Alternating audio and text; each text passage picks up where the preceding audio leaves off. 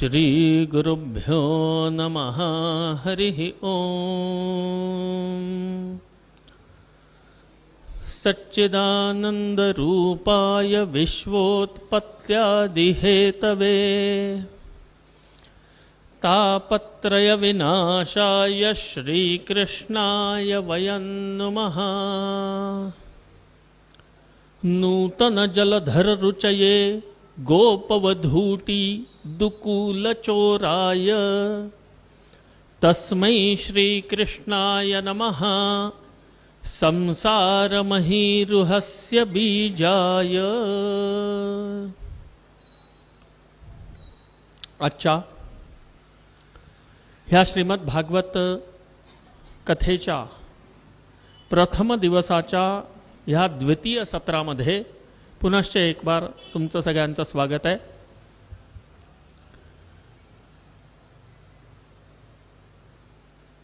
सहा प्रश्न विचारले गेले आणि त्याचा चिंतन आपण इथे केलं।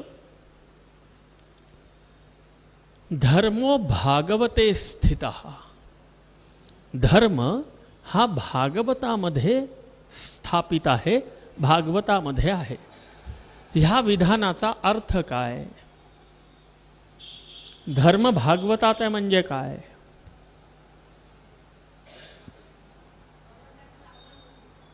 भगवंतांची वाङ्मयीन मूर्ती। मग जर मूर्तीत धर्म आहे तर भगवंतांच्या एवढ्या मूर्ती आहेत। काही काष्ठा आहेत, काही पाषाण आहेत, काही मणी विग्रह आहेत, काही दिव्य विग्रह आहेत। हा वाङ्मय विग्रह।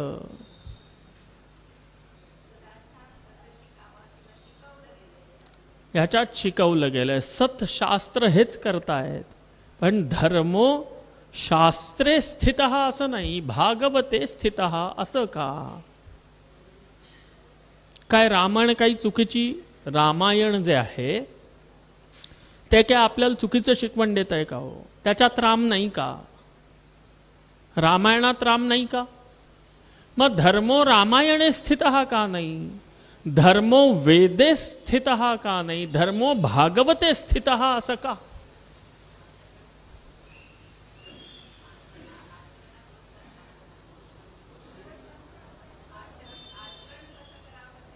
आचरण रामायणापेक्षा श्रेष्ठ आचरण कुठंच नाही। उत्तम आचरणाची आदर्श संहिता रामायण। व्यावहारिक आचरणाची आदर्श संहिता महाभारत। आपला लाभ कसा बघावा? महाभारत। धर्मो भागवते स्थितः। धर्म भागवतामध्ये स्थित आहे असं म्हणायचं कारण काय? आणि तुम्हाला सगळ्यांना माहिती आहे, ऐकलेलं आहे, पहिल्यांदा आठवत नाहीये। वेदांत सार उपनिषद, वेदांत सार भगवद्गीता, वेदांत सार भागवत, वेदांत सार स्मृती, सगळंच वेदांत सार आहे। जे काही आहे ते वेदातनंच मिळालंय हो।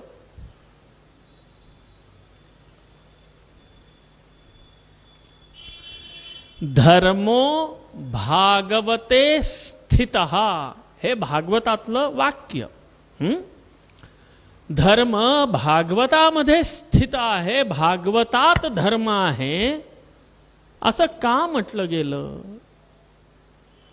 इतकी पुराण, तुम्ही किती पुराण ऐकलायत? किती पुराण ऐकून झाली?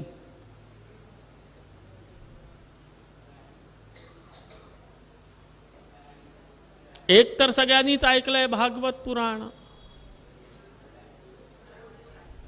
हां, गरुड पुराण। पण ते हां ही सगळी पुराणं ऐकलीत ना? त्याच्यामध्ये कसं वागावं, कसं जगावं, काय आपण आचरण करावं, काय श्रेय आहे, काय प्रेय आहे, हे सगळ्या पुराणांमध्ये आहे की नाही आहे? आहे। बरं, भक्तांच्या कथा किंवा भगवंतांच्या अवतार लीला ह्या काय दुसऱ्या पुराणात नाहीत का? आहेत। मग धर्मो भागवते स्थित हा कशासाठी म्हटलंय?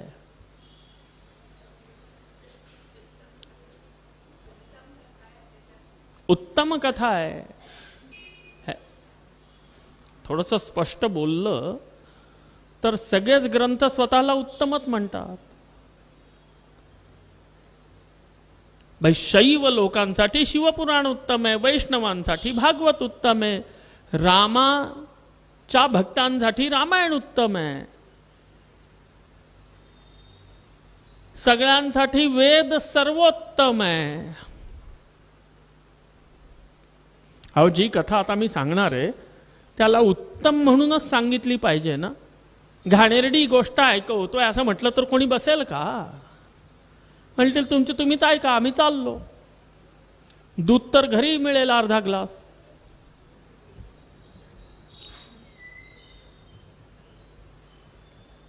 धर्मो भागवते स्थित हा भागवतातला 12 स्कंद 11 स्कंदाची कथा आठवा, त्याच्यामध्ये उत्तर आहे.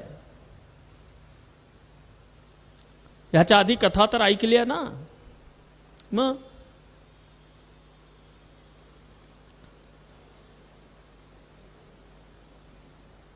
नाहीये.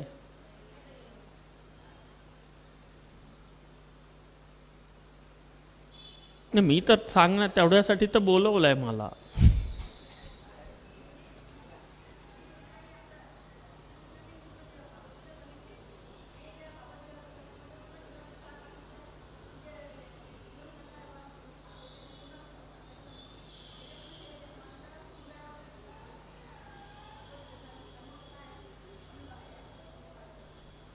मला आता ते मला ऐकू येईल असं सांगा कोणी. हा पुढे येऊन सांगा, नाही तर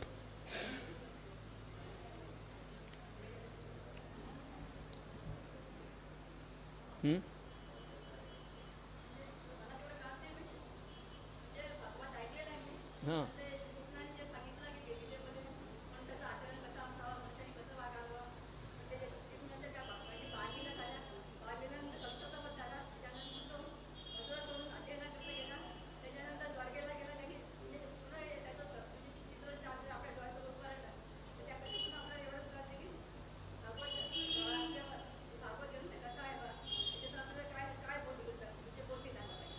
यांनी संपूर्ण कृष्ण चरित्राचा सुगम आढावा घेतला आणि त्यामुळे भागवत आपल्याला कळतं. पण माझा प्रश्न वेगळा आहे थोडा ताई.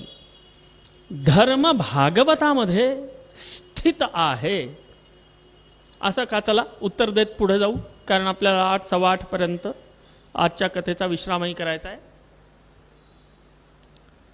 जेव्हा भगवंतांचा कृष्ण अवतार झाला, पूर्ण अवतार, लीला पुरुषोत्तम अवतार, भगवंतांनी अनेक लीला केल्या. आणि भगवंतांचं जीवन म्हणजे त्यांचा जो लीला काल आहे तो अनेक अजूबा ज्याला म्हणतो ना आपण, अचंभ्यांनी भरलेला आहे. एकीकडे ते उत्तम प्रेमी आहेत, एकीकडे ते उत्तम सखा आहेत, एकीकडे ते उत्तम शासक आहेत, एकीकडे ते उत्तम नीतिकार आहेत, एकीकडे उत्तम पर्यावरण संरक्षक आहेत. भगवंत पर्यावरण संरक्षणाची मोहीम भगवंतांनी चालवली की नाही? कालियाला त्या पाण्यातनं घालवलं, कारण त्याच्यामुळे ते पाणी विषारी होत होतं. तर पाण्याचं शुद्धीकरण भगवंतांनी केलं. पहिलं धरण भगवंतांनी बांधलं. तुम्ही तर इंजिनियर आहात, तुम्हाला माहिती असेल की पहिलं धरण श्रीकृष्णांनी बांधलेलं आहे. तर कित्येक गोष्टी अशा आहेत की ज्या भगवंतांच्या चरित्रामध्ये ज्या दिव्य आहेत, ज्या ह्याच्या पूर्वी नव्हत्या. पण हे सगळं चरित्राचा कालखंड अत्यंत सूक्ष्म आहे. भगवंतांची लीला हा कालखंड किती?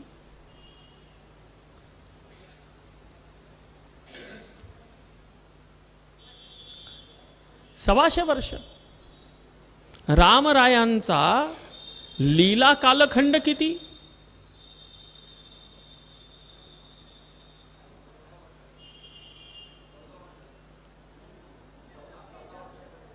अरे रामरायांच्या लीलेचा 14 वर्ष वनवास होता.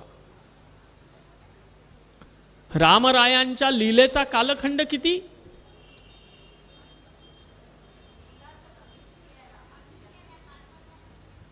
किती? 5 वर्ष. 505.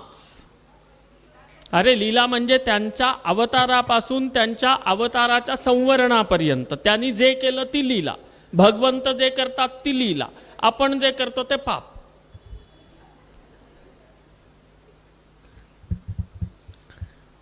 चला, तुम्हाला तो शब्द समजत नसेल ठीक, तर भगवंतांचा जीवनकाल किती वर्षाचा? तर कृष्णांचा 125 वर्षाचा.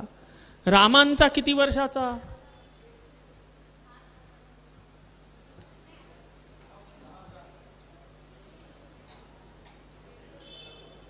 किती?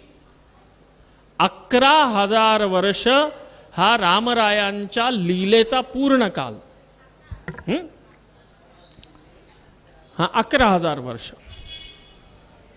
जसं जसं युग बदलतं तसं तसं आयुष्य कमी होतं. सत्ययुगामध्ये लोकांचे आयुष्य करोडो वर्षांची होती. सत्ययुगानंतर आलं दुसरं कुठलं? त्रेता. त्रेतामध्ये हजारो वर्षांचं आयुष्य. दशरथांचं आयुष्य किती लांब होतं? किती वर्षाचं होतं? जेव्हा रामचंद्रांचा जन्म झाला तेव्हा दशरथ किती वर्षाचे होते?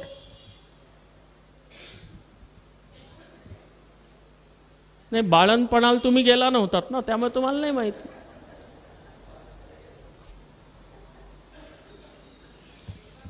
किती वर्षाचे होते दशरथ? सोपा प्रश्न आहे. नाही, पण ग्रंथ तर आजही आहेत ना. सद्ग्रंथांचा तेवढ्यासाठी व्यासंग. सद्ग्रंथ तेवढ्यासाठी वाचावेत. नुसतेच भजन म्हणण्यापेक्षा ग्रंथ वाचन आणखीन उत्तम. नाम जप करावा, सद्ग्रंथ वाचन करावं, ध्यान करावं. हे 3 अनिवार्य आपल्या जीवनाची अंग असलीच पाहिजेत. आणि पूर्वी आपल्या इथे ही परंपरा होती. देवळातनं कथा होत राहायच्या. त्या हरिदासी बुवा, रामदासी बुवा देवळात सत्र चालायची की बाबा आता हा ग्रंथ सुरू झालाय, रोज वाचतायत, रोज ऐकतायत. आणि आता तर मोबाईलमध्ये अवेलेबल आहे हो. रामांच्या जन्माच्या वेळे दशरथांचं वय 60,000 वर्षाचं होतं. 60,000 वर्ष. मी नाही सांगत. 60 वर्ष सहस्राणी जातस्तु मम कौशिक. जेव्हा विश्वामित्र रामांना मागायला येतात की माझ्या यज्ञ रक्षणासाठी रामाला दे, लक्ष्मणांना द्या, तेव्हा वचन देऊन बसलेत दशरथ. आता नाही म्हणता येईना. कारण काय सांगावं, मी नाही म्हटलं, ह्या बाबाजीचं डोकं फिरलं, शाप वाप देऊन माझ्या पोराचं भस्म केलं तर काय घ्या. मनात नाही म्हणताना भीती पण आहे आणि हो म्हणायची इच्छा नाही, कारण रामरायाला सोडायचं नाहीये. माझा राम नैव दास्यामी पुत्रकम, नाही देत माझ्या मुलाला, एवढं पण दशरथ म्हटलेलं आहे. पण तेव्हा अनेक दलील, अनेक कारण सांगतात ते की नका, माझ्या रामाला घेऊन जाऊ नका, मी येतो, माझं सगळं सैन्य घेऊन येतो. अहो माझा राम लहान आहे. ऊन 16 वर्षों में रामम राजीव लोचनः. अहो माझा राम राजीव लोचन आहे. माझा राम ऊन 16 वर्ष. 16 म्हणजे किती? 16. ऊन न्यून, कमी. माझा राम अजूनही 16 वर्षाचा सुद्धा झाला नाही. आणि त्यामुळे माझ्या रामाला घेऊन जाऊ नका. ओ कोळा पोरगा तो काय लढणार राक्षसांची. आणि दुसरा भाव आहे रामो राजीव लोचनः. राजीव म्हणजे कमळ. जसं संध्याकाळ झाली, रात्र झाली की सूर्य विकासी कमळ मिटतात, तशी रात्र व्हायला लागली की माझ्या रामाचे डोळे मिटायला लागतात, त्याला झोप येते. आणि हे राक्षस रात्री युद्ध करण्यात माहीर. त्यामुळे रात्री राक्षसांची युद्ध करण्यासाठी माझा राम जगू शकणार नाही, त्याला झोप येईल, तो जागा असेल तर लढेल, झोपलाच तर काय लढणार, आणि म्हणून माझ्या रामाला घेऊन जाऊ नका. अशी अनेक कारणं सांगतायत. पण ही कारणं ऐकूनही जेव्हा बाबाजी ऐकायलाच तयार नाहीत विश्वामित्र महाराज, तेव्हा एक भावनिक कार्ड, 60 वर्ष सहस्राणी जातस्तु मम कौशिक. आता विश्वामित्र महामुनी काही नाही, कौशिक, हे कुशिक नंदन. अरे 60,000व्या वर्षी राम झालाय रे, मला थोडी तर दया कर. ह्या म्हातारपणात झालेला माझं पोर असं माझ्यापासून हिरावून घेऊ नकोस. आणि तिथं दशरथ स्वतः म्हणतायत की 60 वर्ष सहस्राणी, 60 सहस्राणी वर्ष, 60 माने 60, सहस्र माने 1000, 60,000 वर्षांच्या नंतर मला राम झालेत. दशरथांचं वय त्यावेळी एवढं. आणि ह्या सगळ्या युगांमध्ये, सत्ययुगामध्ये करोडो वर्ष आहे, पुढे कथेत ऐकू. त्रेतामध्ये हजारो, द्वापरामध्ये शेकडो वर्ष, आणि या कलियुगामध्ये 100 पण पुरी नाही आहेत का. आजकाल तर परवाची न्यूज होती, 13 वर्षाच्या मुलाला हार्ट अटॅक आला आणि गेला. काय करणार.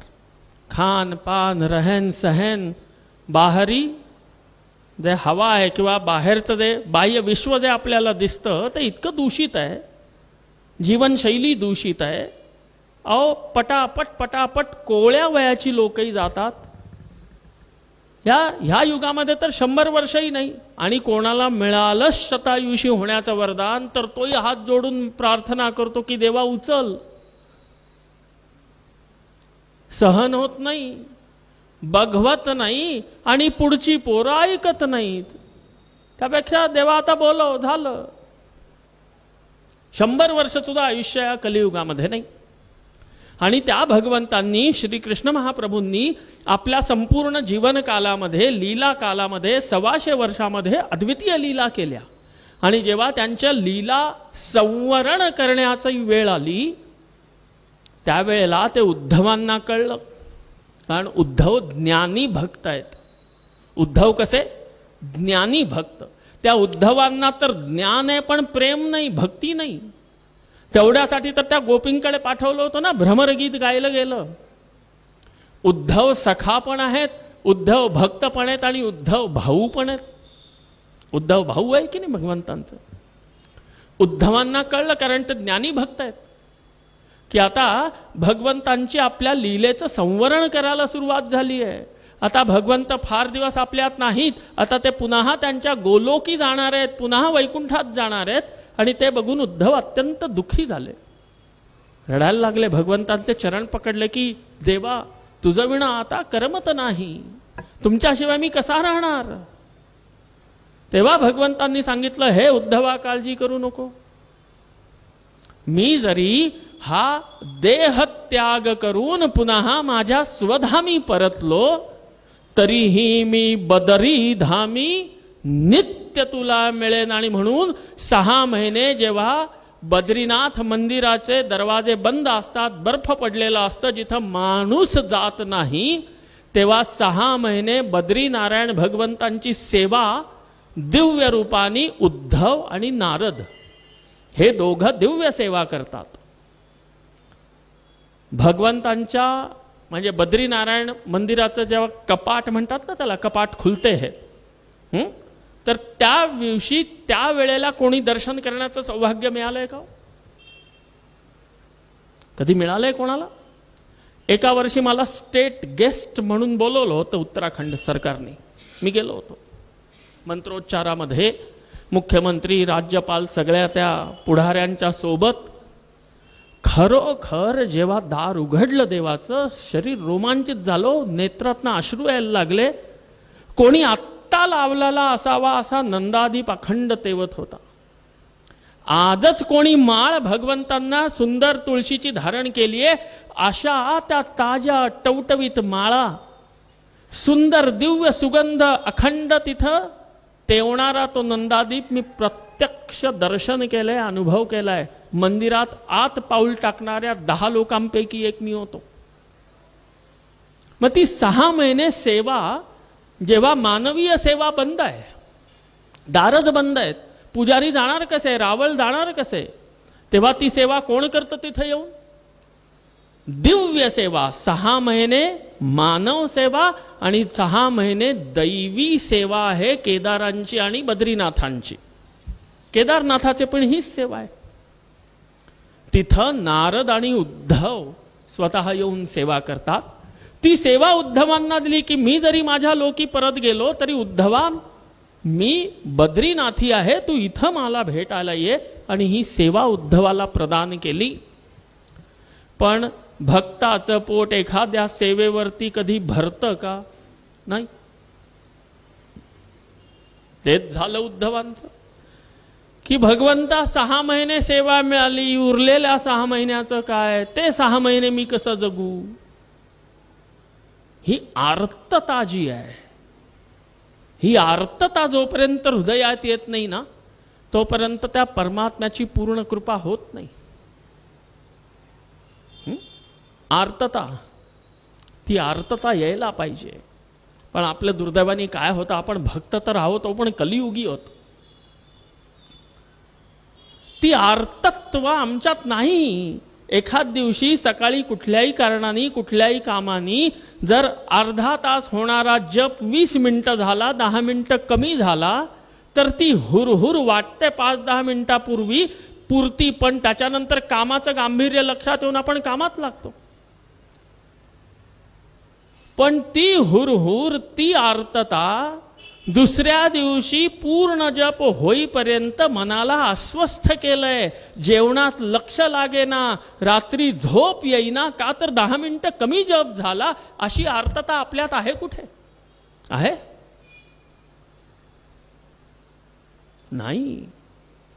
ती आर्तता उद्धवांमध्ये आहे. म्हणून तर भगवंतांचं प्रत्यक्ष दर्शन, दैवी सेवा मिळाली आहे. उद्धव म्हणायला लागले 6 महिने झालं, आता उरलेले 6 महिने कसे जगू देवा तुमच्याशिवाय? आणि एक आपण, आपल्याला परगावी जायचंय तर कुलूप लावून देवांना घरात आपण चालले जातो. त्या देवांचं मागे काय? बसलेत, करतील घराची राखण, असंही निर्लज्जपणे बोलणारी लोक आहेत. आहे आम्ही येईपर्यंत देव करतील राखण, बसलेत ते घरात. अहो दुर्दैव आमचं की ज्या भावानी, ज्या भावनेनी त्या देवांशी आम्हाला आमचं नातं जोडायचंय ना, दुर्दैवानी तसं आम्ही कधी नातं जोडूच शकलो नाही. आमच्या घरामध्ये अजूनही देव म्हणजे पूजेचं साधन मात्र आहेत. सकाळी उठावं, आंघोळ झाली, आपलं सकाळचं चहा पिणं, पेपर वाचणं, आंघोळ करणं, ती लहान पोरं असतात ना घरातली, त्यांना उठवणं, त्यांचे दात घासणं, कसं तरी त्यांना आंघोळ घालून, कपडे घालून त्या बसमध्ये कोंबणं, हे जोपर्यंत होत नाही तोपर्यंत त्या देवपूजेला आपल्याला वेळ मिळत नाही. बर, आपल्या घरी आपल्या देवांची पूजा सुद्धा कशी? आपल्या सोयीने. देवाची सोय कधी कोणी लक्षात घ्यायचा प्रयत्न केला का? घरी बालकृष्ण आहेत, छोटे बालकृष्ण आहेत, गणपती आहेत, कुलदेवी असेल, कोणाकडे अन्नपूर्णा असतील, कोणाकडे शंकर असतील, कोणाकडे रामराया असतील, कोणाकडे हनुमंत असतील. आजही आपण त्यांना गृहीत धरलेलं आहे. मला वेळ झाला की देवपूजेची वेळ. आहो त्या देवाला विचारलं का, भगवंता आंघोळ करायची इच्छा आहे का, की थोड्या वेळानी? विचारलं कधी? नाही. मला वेळ आहे ना, माझी सोय आहे ना, बस घेतलं ते तामण. पटापट देवांना कपडे घातले असतील तर ते काढले, तामणात बसवलं, हर हर गंगे म्हणून त्या लोटाभर पाणी ओतलं, पुसलं, एक टिळा लावला, एक तांदूळ चिकटवला, एक तुळशी पत्र वाहिलं, दुर्वा वाहिली, माळ वाहिली, अगरबत्ती फिरवली की झालं. तुम्ही तुमचे आणि ते त्यांचे. पुढं भाव कुठे गेला? लोटाभर पाणी ओतायचा फक्त भाव. दुर्दैवानी आज आमच्या जीवनामध्ये देवपूजा सुद्धा एक काम आहे. की अहो सकाळची कामं, अहो पूजाही मलाच करायला लागते. सकाळच्या कामाच्या यादीत ते एक काम की देवाची पूजा करणे आहे की नाही? मग हा भाव आम्हाला मोक्षापर्यंत नेईल काय? ह्या भावामध्ये आहे ताकद आमच्या. अहो त्यांना आपलंस करणं दूर, आपणही त्यांचे होऊ शकत नाही जीवनभर. फक्त सकाळच्या पूजेच्या सोयीचे देव आहेत आमचे. आज तुम्ही इथं आलात, कथा ऐकायला आलात. किती लोक आपल्या देवासमोर जाऊन हात जोडून की हे भगवंता, हे बालकृष्णा, बस बरं, मी 4-4.5 तासात येईन अशी अपेक्षा आहे.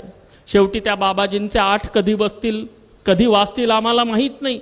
त्यामुळे जेव्हा घरी येईन तेव्हाच येईन रे बाबा, पण तोपर्यंत एकट्यालाच बसायला लागेल. मी आल्यानंतर मग तुला दुधाचा नैवेद्य दाखवीन, मग मी तुला झोपवेन, तोपर्यंत रडू नकोस बरं. असं कोण आपल्या बालकृष्णांना सांगून आलं? आलं कोणी सांगून? हो, ते देव आहेत, ते परब्रह्म परमात्मा आहेत, ते त्रिलोकीश्वर आहेत, ते सार्वकालिक आहेत. फक्त सकाळी लोटाभर पाणी घालण्यासाठी नाहीत.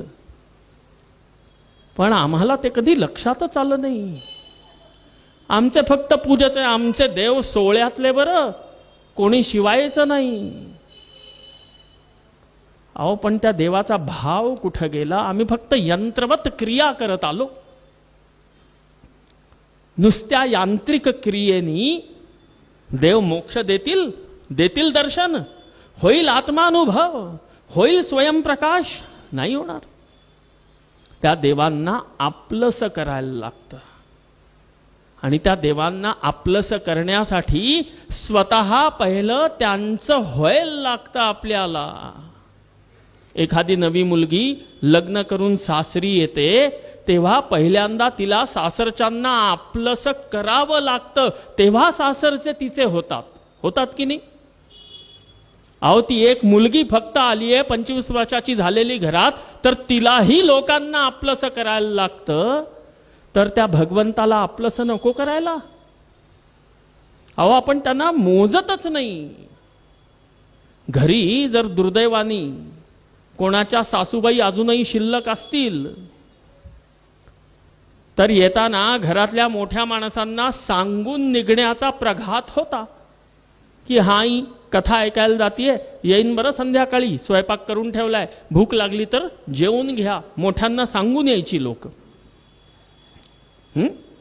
भगवंत मोठे नाहीत का घरातले? त्यांना किती सांगून आलो आम्ही. ते फक्त पूजेचे राहिले.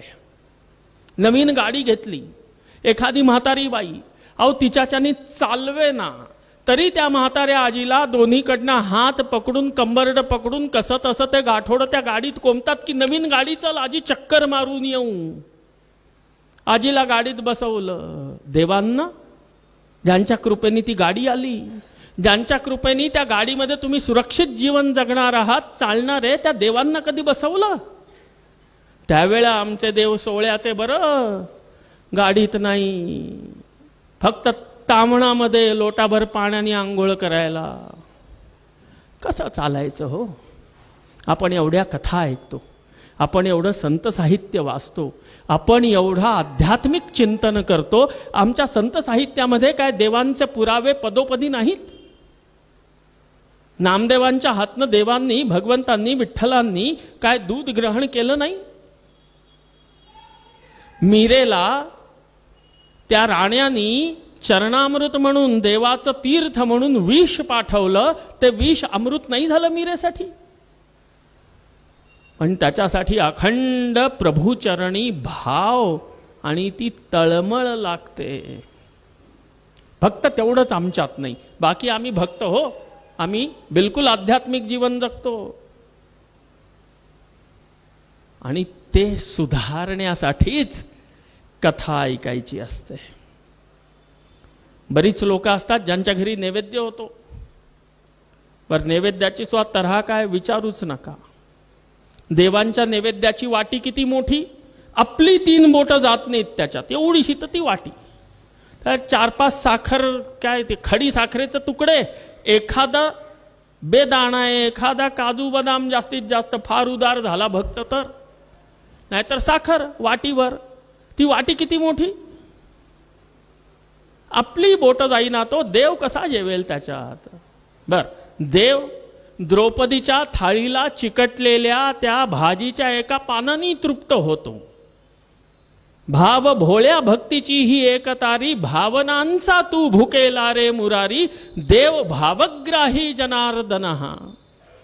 पण तो भाव फक्त देवाच्या मनात असून उपयोग नाही, तो आपल्याही मनी असणं तेवढंच आवश्यक आहे. म्हणून आपला भाव गेला, आपलं फक्त कर्तव्य राहिलं, आपली फक्त क्रिया राहिली. क्रिया केवळ त्या देवांना आपलंसं करा, त्या देवांशी बोलायचा प्रयत्न करा, आपल्या मनीचं हितगुज त्या देवांना सांगत चला. आणि फार सोपं आहे ते. सकाळी स्वयंपाक करता असं म्हणतात सात रोज, तर ते स्वयंपाक करताना घरामध्ये फ्रीज उघडला, 2-3 भाज्या आहेत, किंवा बाहेर तो सब्जीवाला ठेलेवाला आला, त्याच्याकडनं भाजी घ्यायला निघालात, पटकिनी देवाला विचारा ना, देवा आज कुठली भाजी खाणार. बघा त्याच्याकडे कारली आहे, त्याच्याकडे दोडका आहे, त्याच्याकडे पडवळ आहे, त्याच्याकडे वांगी आहेत, त्याच्याकडे दुधी भोपळा आहे, कुठली भाजी खाणार देवा. अच्छा दुधी भोपळा का, आज तीच करते. प्रत्येक गोष्टीमध्ये तो देव आपल्या जीवनाचा अभिन्न अंग बनवायला सुरुवात करा. स्वयंपाक झाला, नैवेद्य दाखवायची वेळ आली तर जाऊन देवांना विचारा, हो देवा भूक लागली का, इच्छा असेल तर नैवेद्य दाखवते, तुम्हीला जेवू घालते, तुम्ही जेवा. अहो आपल्या घरातलं छोटंसं कारट 5-7 वर्षाचं जे शाळेत जात आहे, रविवार त्याची सुट्टीचा दिवस, रोज 7 वाजता बस येते, ती आईची तारेवरची कसरत त्याला त्या बसमध्ये कोंबेपर्यंत. रविवारी तो पोरगा कधी 6-6:30 उठतो का हो? उठतो कधी का? सुट्टी आहे, आरामशीर उठेल, 7 वाजता उठेल, 8 वाजता उठेल, आहे की नाही त्याला फ्रीडम. तुमच्या देवांना कधी विचारलं का की देवा उद्या सकाळी किती वाजता उठणार? कधी विचारलं का देवा उठायची वेळ झालीये, उठताय का, अजून थोडीशी साखर झोप, आणखीन अर्ध्या तासाने उठणार? कधी विचारलंच नाही, भावच नाही मनामध्ये, फक्त क्रिया आणि कर्म, टेक्निकल. एखाद्या आपल्या घरात पोर असतं, कारल्याची भाजी केली, पोरग खातं का हो?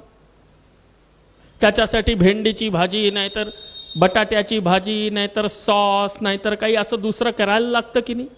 पोरं नाही खाणार, बरं पोरांना आवडत नाही, त्याच्यासाठी जरा ही भाजी करून ठेवली आहे.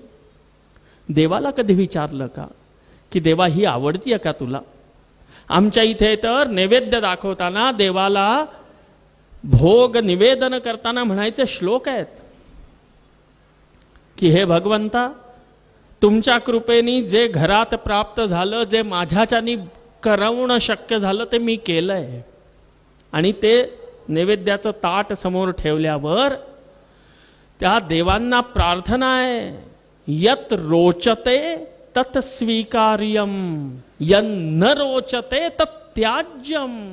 की हे भगवंता, मी तसाही बेअकली, मला काही अक्कल नाही, जे मला सुचलं तसं मी करून तुमच्या समोर ताट वाढलंय. देवा जे तुम्हाला आवडेल ते खा, जे नाही आवडणार ते ठेवून द्या, सोडून द्या, मी प्रसाद घेईन, तुम्हाला पण जे आवडेल तेच खा. बरं कधी म्हटलं कोणी देवाला? कधी कोणी विचारायला गेलं देवा लिंबू आणू का, तूप वाढू का, नमक काय मीठ तर नको? नाही हो, कारण आम्ही त्यांना फक्त क्रियेची वस्तू बनवून आपल्या घरात ठेवलंय. दुर्दैवानी आम्ही त्यांच्याशी कनेक्ट नाही झालो.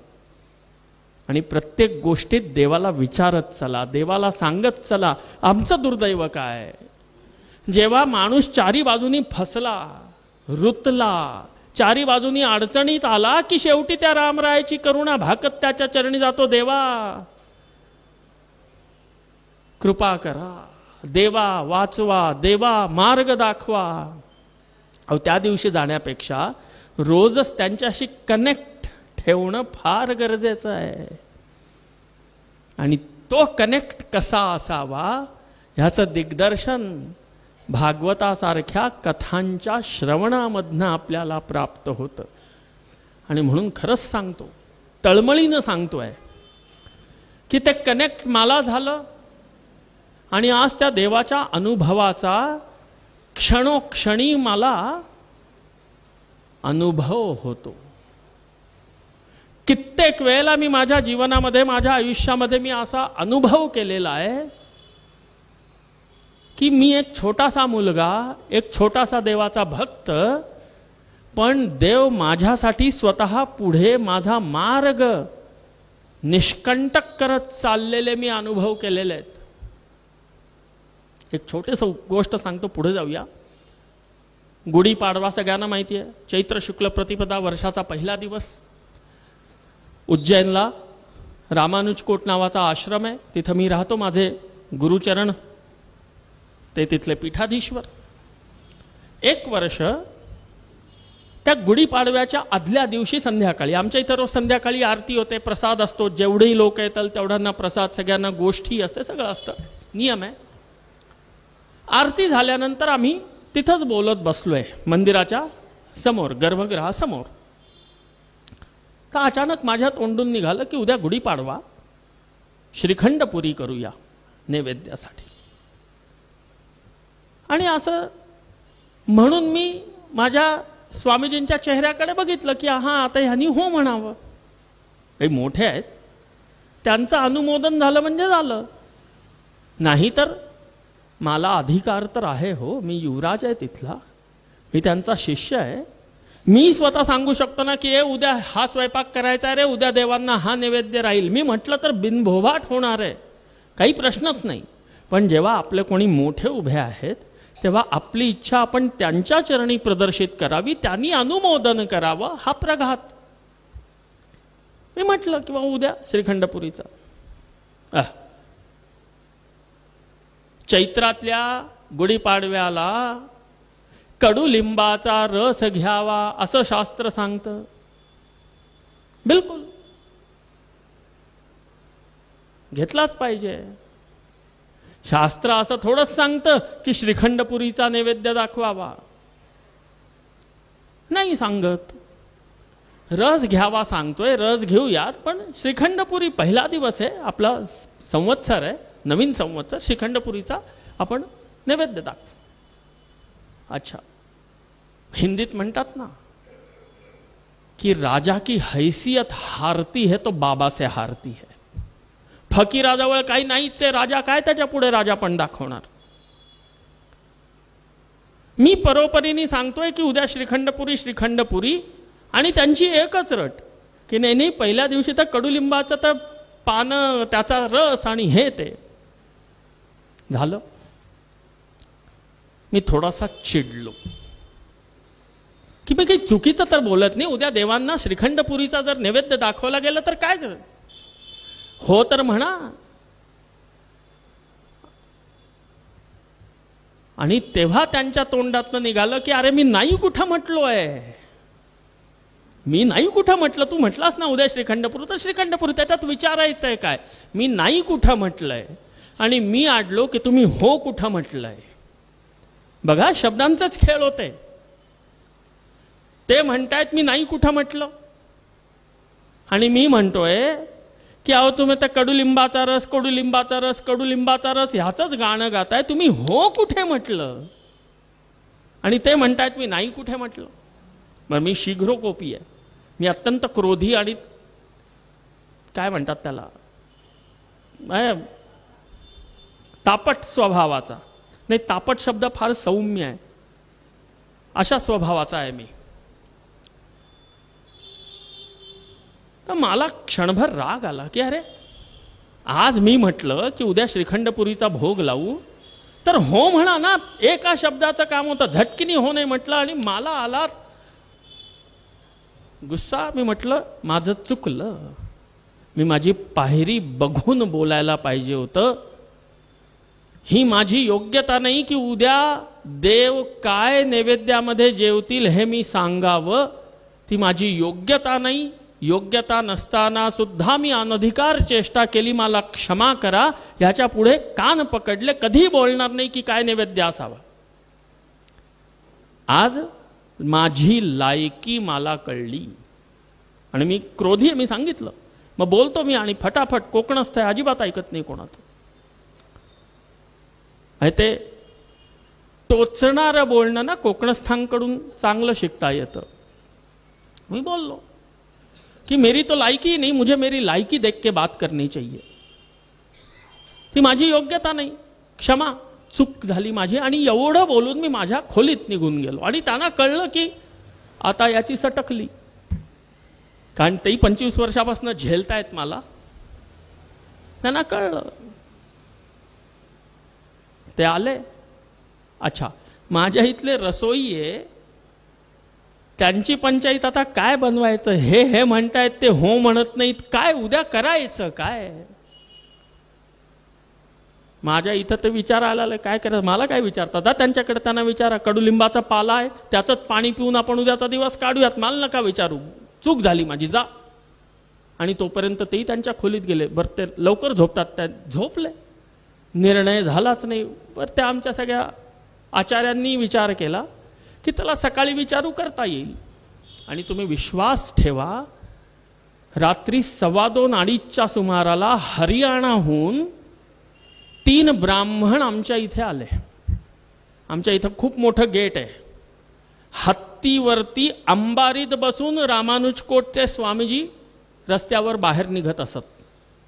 हत्तीवरच्या अंबारीत बसलेला माणूस निघेल. हत्ती आणि अंबारी एवढं मोठं गेट आहे. तर रात्री 2:15-2:30च्या वाजता त्यांनी तर ठोकायला सुरुवात केली. तर जो असतो माणूस त्यांनी ते उघडलं. काय तर आम्ही तिथनं आलोय, रात्री थांबायचं आहे आम्हाला, उद्या चैत्र प्रतिपदा आहे, तर पहिलं सूर्याचं अर्घ्य दिलं जातं क्षिप्रेवरती. तर आमची इच्छा आहे महाकाळाच्या नगरीमध्ये पहिलं अर्घ्य आम्ही द्यावं. बर, आम्हाला खोली पाहिजे. ऑफिसवाल्यांनी त्याला रूम वगैरे दिली, सगळं झालं. आणि त्या माणसाने विचारलं, काय हो, आश्रम दिसतोय? तर म्हणे हो, गायी आहेत आमच्या इथे, गोशाळा एक छोटीशी. तर गायी पण आहेत? हो. विद्यार्थी पण आहेत का? हो. संत सेवा पण आहे. मग आमच्या मनात जर असेल की इथं सगळ्या संतांना, ब्राह्मण विद्यार्थ्यांना आम्ही जेवू घालावं तर शक्य होतं का? तर हो, भंडारा असा शब्द इथं वापरला जातो, भंडारा कर सकते हैं. आणि त्या दिवशी रात्री 2:30-3 वाजता त्या हरियाणातनं आलेल्या हरियाणवी ब्राह्मणांनी तिथं येऊन इच्छा प्रदर्शित केली की माझी इच्छा आहे उद्या देवांना श्रीखंडपुरीचा नैवेद्य दाखवा. माझी इच्छा आहे उद्या देवांना श्रीखंडाचा भोग लागला पाहिजे. अहो, त्या हरियाणातल्या लोकांनी श्रीखंड कधी बाप जन्मी पाहिलं नाही. पण देवानी कुठं कोणाच्या मनामध्ये ती इच्छा दिली की पोराची इच्छा आहे, पोरगा हिरमुसलाय आणि तो दिवस आहे आणि आजचा दिवस आहे, त्याच्यानंतर मी श्रीखंडाला तोंड लावलं नाही. की माझ्या एका इच्छेसाठी देवाला केवढा कष्ट. त्या व्यक्तीला प्रेरणा द्यायला लागली, रात्री त्याला पाठवायला लागलं, त्याच्या मुखातनं वदवायला लावलं आणि मग ते श्रीखंड बनलं आणि मग देवाला भोग लागला. अहो, एका लहान मुलाच्या एखाद्या लहान इच्छेला पूर्ण करण्यासाठी देवाला किती परिश्रम. अश्रू आले आणि त्या दिवसापासून मी श्रीखंड सोडलं की नाही, माझ्यामुळे देवाला केवढा त्रास झाला. आज ते देव आहेत, प्रत्यक्ष आहेत, फक्त कनेक्ट आपल्याला व्हायचं असतं. He is ready for all. ते सगळ्यांसाठी दारस विस्तीर्ण सतार उघडे ठेवून बसलेले आहेत. फक्त आत जायचा परिश्रम आपल्याला करायचा असतो आणि त्यासाठी कथा ऐकायची असते. आणि या कथेची निर्मिती श्री वेदव्यासांनी केली. त्याचं वर्णन करायला लागले. एक दिवशी संध्याकाळी श्री वेदव्यास आपल्या आश्रमामध्ये बसले होते. वेदव्यासांचा आश्रम कुठे आहे?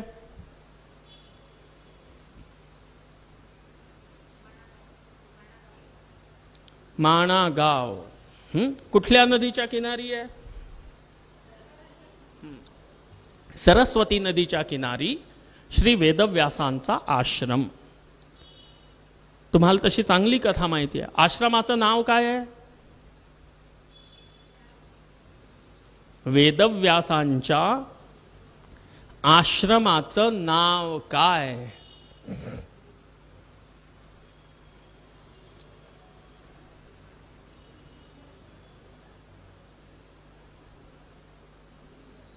चांगलंच आहे ना? हां, पण काय आहे?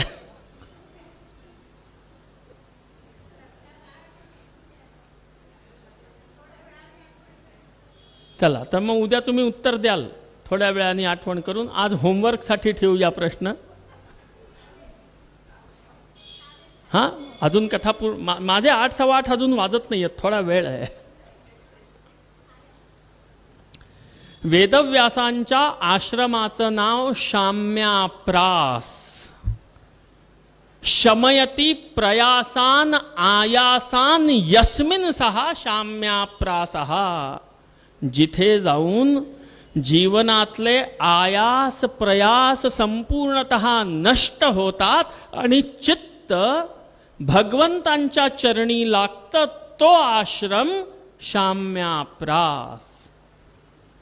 हो, वेदव्यास सामान्य नाहीत. वेदव्यास कोण आहेत?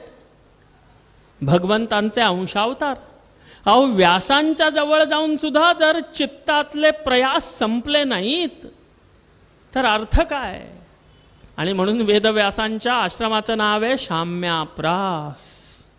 शमयति प्रयासान यत्र सहा शाम्याप्रास. जिथे गेल्यानंतर प्रयत्न संपतात, तो शाम्याप्रास. प्रयत्न कुठपर्यंत? जोपर्यंत चरम लक्ष्य प्राप्त होत नाही तोपर्यंत प्रयत्न. आणि चरम लक्ष्याची प्राप्ती झाल्यानंतर प्रयत्नाची आवश्यकता उरतच नाही. अहम ब्रह्मास्मीची जेव्हा अनुभूती झाली तेव्हा वेगळ्या प्रयत्नांची आवश्यकता राहतच नाही. आणि म्हणून जेव्हा भगवंतांच्या चरणापर्यंत पोहोचतो तेव्हा प्रयत्न संपतात. आपल्या इथे मराठीत एक म्हण आहे की नाही, प्रयत्नांती परमेश्वर. प्रयत्नांच्या शेवटी म्हणजे प्रयत्नांच्या शेवटी फळस्वरूप काय मिळतो?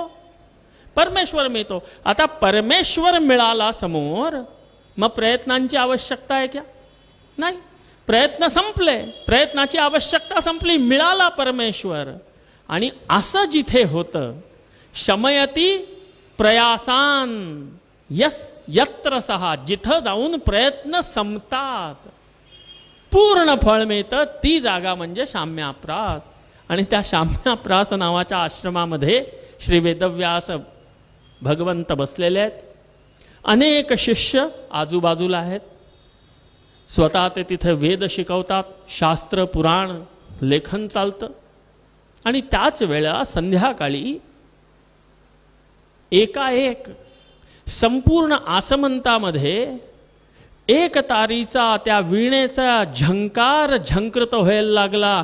नारायण नारायण नारायण नारायण शब्द आसमंतामध्ये गुंजायमान व्हायला लागला. आणि सगळ्यांनी ओळखलं कोण येत आहे?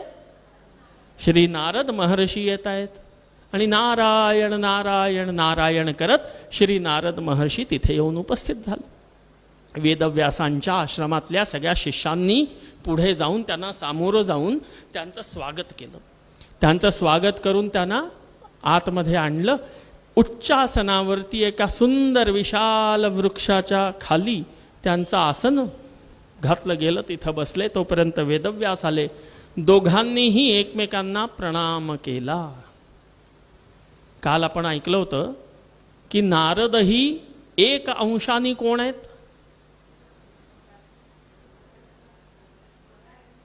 भगवंतांचे अंशावतार. आणि वेदव्यास पण कोण आहेत? भगवंतांचे अंशावतार आहेत. दोघं समोरासमोर. दोघांनी एकमेकांना अभिवादन केलं आणि बसले. सगळे शिष्य येऊन नारद मुनींच्या आणि व्यासांच्या चरणी साष्टांग प्रणाम करते झाले. दोघांनी शिष्यांना आशीर्वाद दिला. अनेक शिष्य सगळ्यांना आशीर्वाद देऊन, सगळ्यांना दर्शन देऊन सगळं होईपर्यंत काही वेळ गेला. आणि मग सगळे शिष्य पांगले, आशीर्वाद घेतला, आपल्या आपल्या कामाला गेले. आता त्या झाडाखाली फक्त दोघंच आहेत, श्री वेदव्यास भगवंत आणि श्री नारद महाराज. आणि दोघं आता एकमेकांशी हितगूज करतायत. वेदव्यासांना बघून नारद म्हणायला लागले की अहो व्यासजी, काय आहे, तुमच्या मुखमंडलावरती खिन्नता दिसतीये, तुमच्या चेहऱ्यावर खिन्नता दिसतीये. या खिन्नतेचं कारण काय? आणि व्यासजींनी पहिल्यांदा तर हसून उत्तर द्यायचा प्रयत्न केला. नाही नाही नारद, तुम्ही बऱ्याच दिवसांनी आलाय ना म्हणून असं वाटतंय. तसं काही नाही हो, सगळं ठीक आहे. अहो तसं ठीक आहे, पण तुम्ही पूर्ण प्रसन्न मला दिसत नाही, काय आहे? आणि वेदव्यास सांगायला लागले की नारद काय सांगू, सगळं करून बघितलं, सगळं केलं, पण अजूनही चित्तामध्ये परमप्रसन्नतेचा अनुभव होत नाही. मी अखंड शब्दराशी, अखंड वेदोराशीचे भाग केले, माझ्या 4 शिष्यांना शिकवले. मी 18 पुराण, 18 पुराण लिहिली. मी 1,00,000 श्लोक असलेला महाभारतासारखा अत्युत्तम उपकारी ग्रंथ लिहिला, पण अजूनही माझ्या हृदयामध्ये, माझ्या मनामध्ये ती प्रसन्नता मी अनुभवत नाही. आणि हे सगळं ऐकल्यावर नारदजी हसले आणि म्हणाले, भगवंता प्रसन्नता येणार कशी हो? नुसती कर्तव्यानी प्रसन्नतेची चरमावधी प्राप्त होत नाही, त्याच्यामध्ये भाव असायला लागतो, स्निग्धता असायला पाहिजे, स्नेह असायला पाहिजे, प्रेम असायला पाहिजे.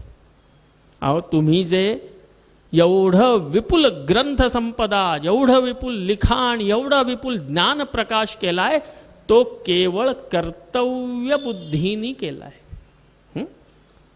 व्यासांनी हे सगळं जे केलं ते केवळ कर्तव्य, की कलियुगामध्ये माणसाची आयु क्षीण होईल, माणसाची बुद्धी क्षीण होईल, आणि त्यामुळे तुकडे तुकडे केले की जेणेकरून सगळं ज्ञान काही याच्याकडे, काही त्याच्याकडे, काही त्याच्याकडे, असं करून का होईना पण ज्ञानाचं संवर्धन होईल, लोकांना उपयोग होईल, म्हणून त्यांनी केलं कर्तव्य बुद्धी ठेवून. अहो पण जोपर्यंत मनामध्ये प्रेमास्पद भाव नाही तोपर्यंत प्रसन्नता पूर्ण होत नाही. एक छोटंसं उदाहरण लवकर समजेल. घरी 4 लोक राहतो. घरी जाऊबाई आहेत, त्यांच्या माहेरची काही मंडळी येणार म्हणून घरी स्वयंपाक करायचा आहे. आता त्या जाऊबाई त्यांच्या माहेरच्या मंडळींची सरबराई करण्यात थोड्याशा व्यस्त, त्यामुळे त्या दुसऱ्या बाईवर काम करायची पाळी आली.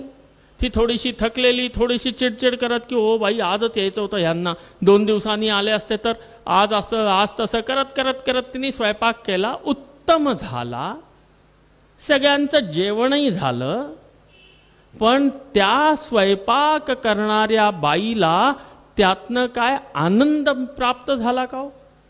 तिने फक्त कर्तव्य म्हणून की मी जाऊबाईंच्या माहेरची माणसं आहेत, करायचंय, घरात आहे, माझं कर्तव्य घ्या, मी स्वयंपाक केला, स्वयंपाक केला, तीच गोष्ट. पण प्रसंग बदलला. आज जाऊबाईंच्या माहेरची माणसं येणार नाहीत, आपली मुलगी माहेरपणाला येणार आहे. आणि ती मुलगी माहेरपणाला येणार आहे, 1-2 दिवसांसाठीच येते.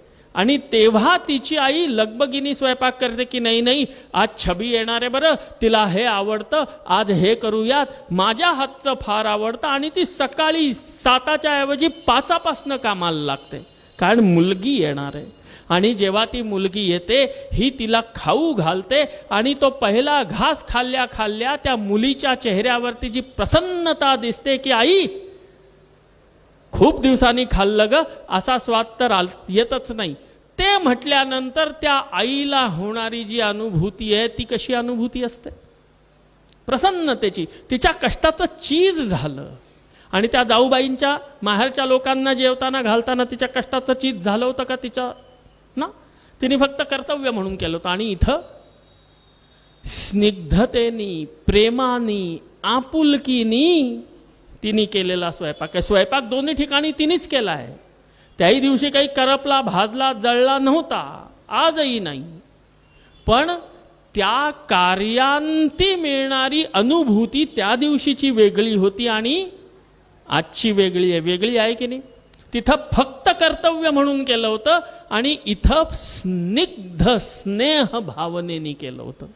आणि तेच आज नारद महाराज श्री वेदव्यासांना सांगतायत, अहो तुम्ही कर्तव्य म्हणून एवढं सागं केलं, पण प्रेमाने भगवंतांच्या दिव्य लीलांचं गान तर तुम्ही केलंच नाहीत. आणि जोपर्यंत प्रेमाने भगवंतांच्या लीलेचं गान करत नाही तोपर्यंत तुम्हाला संतोष चित्तामध्ये परितोष प्राप्त होणार नाही. आणि तेव्हा श्री नारद महर्षींनी वेदव्यासांना श्रीमद भागवत महापुराणाचा सूत्र रूपाने उपदेश दिला आणि ते सूत्र पकडून श्री कृष्णचंद्र महाप्रभूंचं आणि अन्य अवतारांच्या लीलांचं स्नेहमय वर्णन श्री वेदव्यासांनी लिहिलं आणि भागवत ग्रंथाची उत्पत्ती झाली. प्रेमास्पद ग्रंथ, बाकी सगळे ग्रंथ कर्तव्य कर्तव्य कर्तव्य, आणि हा ग्रंथ केवळ प्रेमानुभूतीने लिहिलेला आहे. आणि जिथं प्रेमानुभूती आहे ते उत्तम आहे. जिथं प्रेमानुभूती आहे ते उत्तम, आणि म्हणून श्रीमद भागवत उत्तम ग्रंथ मानला गेला. आणि अशा पद्धतीने श्री वेदव्यासांनी नारदांच्या प्रेरणेने श्रीमद भागवत महापुराणाची निर्मिती केली अशी कथा सांगतात. आणि पुढे सांगतात की कथा तर निर्माण झाली, ह्या कथेचा योग्य अधिकारी कोण? कोणीतरी उत्तराधिकारी असावा ज्याला आपण हे आपलं सगळं जे आहे ते सोपवावं. असा उत्तराधिकारी योग्य जर कोणी, तर तो श्री वेदव्यासांचा पुत्र श्री शुकदेव महाराज. आणि त्यांच्या प्राकट्याची कथा सांगायला सुरुवात केली. एक वेळची गोष्ट, हिमालयामध्ये जिकडे चारी बाजूला सुंदर बर्फाच्छादित हिमशिखरांचं दर्शन होतं, अशा हिमालयावरती शिवपार्वती एकांतामध्ये विराजमान. पार्वती देवी आपल्या कामातही गुंग. पार्वती आपल्या घरातलं काम करतायत आणि तोपर्यंत सांब सदाशिव अवढरदानी आशुतोष शिवशंकर ध्यानाला बसले. ध्यानाला बसले. पार्वतींनी बघितलं की चला बाबा त्या ध्यानाला बसले, अर्धा एक घंटा आता काही हरकत नाही, करत राहतील ध्यान, तोपर्यंत आपण आपली कामं उरकावीत.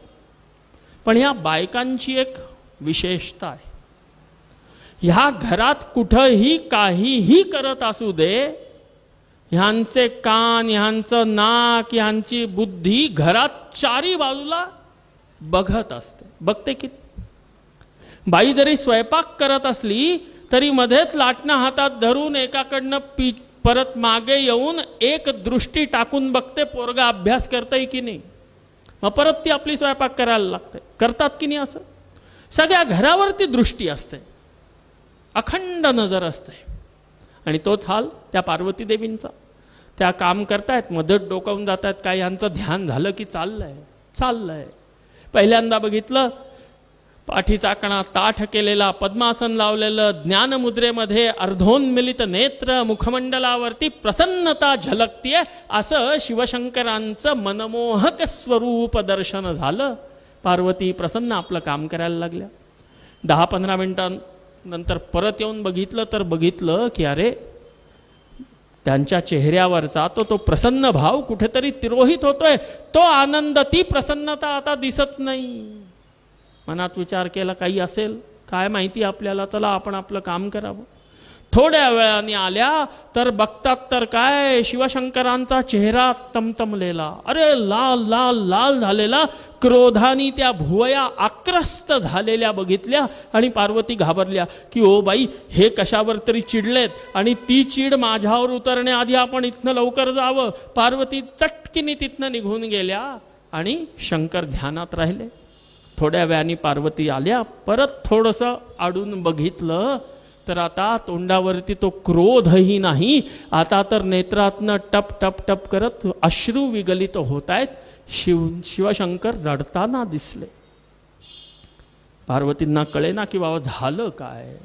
कोणी आलं नाही, कोणी गेलं नाही, कोणी काही बोललं नाही. हे आधी प्रसन्न होते, नंतर कावले, नंतर चिडले आणि आता रडतायत. पण विचारायची टाप नाही. परत आत गेल्या. थोड्या वेळाने परत आल्या तर परत बघतात तर तीच प्रसन्नता, पूर्वीची पहिल्या क्षणाची तीच प्रसन्नता पुन्हा शिवशंकरांच्या चेहऱ्यावरती. आणि बघून आत्मविभोर झालेल्या शिवांचं दर्शन झालं आणि पार्वतींना हायसं वाटलं की चला आली गाडी रुळावरती. काही का होईनामध्ये चिडले होते, पण आता सगळं ऑल इज वेल, बढिया. आत गेल्या. थोड्या वेळाने शिवशंकरांची समाधी उतरली आणि समाधी उतरल्यानंतर जेव्हा पार्वतींनी येऊन चरणी नमस्कार केला तेव्हा अखंड सौभाग्यवती भवा असा आशीर्वाद दिला. आणि पार्वतींनी बघितलं की स्वारी खुशीत आहे. हात जोडून प्रार्थना करायला लागल्या की हे प्रभू, मनामध्ये एक संशय आहे, आज्ञा असेल तर विचारू इच्छित आहे. शंकरांनी म्हटलं की अरे, तुला मला प्रश्न विचारण्यासाठी आज्ञेची आवश्यकता काय? तू तर माझी प्राणप्रिया, तू तर अर्धांगिनी, तू तर माझी साक्षात पार्वती. आणि पार्वतींनी विचारलं का हो, मगाशी काय झालं होतं? कधी हसत होतात, कधी रडत होतात, कधी चिढत होतात, कधी कुढत होतात, चाललं काय होतं? शंकरांनी सांगितलं अरे काय चालणार, मी ध्यान करत होतो. असलं ध्यान ज्याच्यामध्ये रागवतोय माणूस, ज्याच्यामध्ये रडतोय माणूस, आहो हे कसलं ध्यान? अगं मी माझ्या परमेश्वराचं चिंतन करत होतो. अच्छा, तुमच्या परमेश्वराचं? अहो सगळं जग तुम्हाला देवादिदेव महादेव म्हणतं, तुमचा आणखीन कुठला वेगळा देव आला हो? तुमच्यापेक्षा मोठा देव कुठला? शंकर हसले आणि म्हणाले अगं, संपूर्ण चराचर सृष्टीचे जे निर्माते, जे पालन करता, जे संहार करते आहेत ते श्रीमन्नारायण हे परमपुरुष आहेत आणि मी त्यांचं ध्यान करत होतो. आणि त्यांची ती जी अमरकथा आहे, त्या अमरकथेचं चिंतन करता करता माझी भावभंगिमा क्षणाक्षणाला बदलत होती. अगं जिथे श्रीरामरायांचं श्री सीता महाराणीजींशी लग्न झालं तेव्हा मी प्रसन्न झालो. अयोध्येत आले, त्यांनी सुंदर विहार केला, माझी प्रसन्नता वाढली. आणि त्याच्यानंतर कैकेयीने त्रियाचरित्र केलं तेव्हा माझ्या भुवया आक्रसल्या गेल्या की अरे आई असून असं त्रियाचरित्र आपल्या पोटच्या पोरासाठी, आपल्या रामासाठी. आणि त्याच्यानंतर तर तू विचारू नकोस, माझ्याच्यानी राहवत नाही ग. तो रामगमनाचा, राम वनगमनाचा प्रसंग आला आणि पार्वती मी स्वतःला थोपवू शकत नाही, टप टप टप टप नेत्रातनं अश्रू व्हायला लागले. अरे असा हृदयविदारक प्रसंग.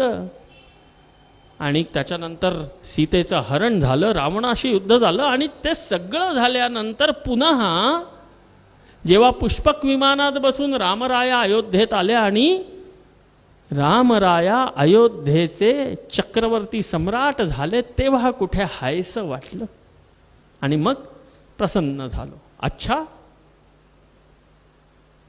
अहो ही तर दिव्य कथा. आणि आजपर्यंत तुम्ही मला भगवंतांची ही दिव्य कथा सांगितली नाहीत. आणि हे ऐकता क्षणी शंकरांनी जीभ चावली की अरे मी काय बोलून बसलो. आता पार्वती देवींनी हट्ट करायला सुरुवात केला की काही नाही, मी तुमची बायको आहे ना, तुमची अर्धांगिनी आहे ना, कसंही करा पण मला अमर कथा ऐकवा. आणि शंकर म्हणायला लागले की नाही नाही नाही देवी, ते शक्य नाही, कारण ती अमर कथा अत्यंत गोपनीय आहे. आणि कुठली गोष्ट गोपनीय कधीपर्यंत राहते हो?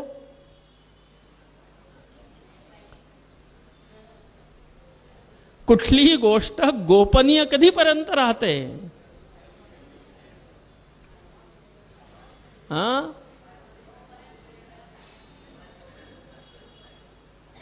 आडून उडून सांगू नका, सरळ सांगा, सत्य उत्तर सांगा. कुठलीही गोष्ट गोपनीय तोपर्यंतच राहते जोपर्यंत ती गोष्ट 2 कानांपर्यंत सीमित आहे. 2 कान म्हणजे काय? एक आदमी, एक माणूस. जोपर्यंत कुठली गोष्ट केवळ मला माहिती आहे तोपर्यंत ती दुसऱ्या कोणाला माहिती होणं शक्य आहे का? गोपनीय आहे, कारण मी एकटाच त्या गोष्टीला जाणतो. पण जेव्हा ती गोष्ट 2 कानापासून 4 कानापर्यंत पोहोचते तेव्हा ते समोरच्यावर अवलंबून आहे. त्यांनी ठेवलं तर गुप्त आणि त्यांनी फोडलं तर उघड होतं. त्यांनी गुप्त ठेवलं तर गुप्त राहूही शकतं. ते समोरच्यावर अवलंबून. जोपर्यंत 2 कानापर्यंत तोपर्यंत कायम गुप्त आहे. 4 कानापर्यंत गेल्यानंतर कदाचित गुप्तही राहतं आणि कदाचित उघडकीलाही येतं. आणि जेव्हा ती गोष्ट किंवा ती चीज 6 कानापर्यंत जाते. किती कान? 6. जेव्हा तिसऱ्या माणसाला माहिती होतं, ज्याला आपण मराठीत म्हणतो षटकर्णी झाली, जेव्हा ती गोष्ट षटकर्णी होते तेव्हा ब्रह्मदेवांनी इच्छा केली तरी ती गोपनीय राहू शकत नाही. आणि त्यामुळे देवी ही तर अमर कथा. अगं, या कथेच्या श्रवणाने, या कथेच्या मननाने पापी असलेला, महापापी असलेला जीव सुद्धा मोक्षाचा अधिकारी बनतो. आणि त्यामुळे ही अत्यंत गोपनीय कथा ही मी तुलाही सांगू शकत नाही. आणि बस शंकरांनी पार्वती मैयेला मना केलं, नाही म्हटलं, आणि स्वयंपाकघरात भांड्यांची आदळआपट चालू झाली. शंकर बोलायला गेले तर फणकाऱ्यांनी तोंड फिरवून पार्वती निघून जायला लागल्या. आणि शंकरांना कळेना की आत्ता चांगली होती, हिला झालं तरी काय. कारण शेवटी शंकर आहेत कोण? सांब सदाशिव भोले आहेत, ते भोला बाबा. त्या भोळ्या शंकरांना कळेना की ही अशी का करतीये. आणि मग कालांतराने लक्षात आलं की अरे हे तर त्रिया चरित्र आहे. हात पकडला, बसवलं की देवी असं का वागतीयस? अहो, असं वागू नको तर काय करू? अहो, तुमची बायको ना मी, अशी कोणी पळून आलेली नाही. देवा धर्मासमोर माझं तुमच्याशी लग्न झालेली आहे, तुमची अर्धांगिनी आहे, आणि असं असूनही तुमचा माझ्यावर विश्वास नाही.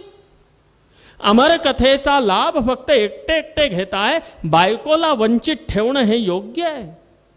नाती चरामी, नाती चरामी असं वचन देऊन सप्तपदी चाललेली मी तुमच्या बरोबर, माझ्या बरोबर तुम्ही अग्नीला साक्ष ठेवून फेरे घेतलेले, आणि आता धर्म कार्यापासून मला अलिप्त ठेवता.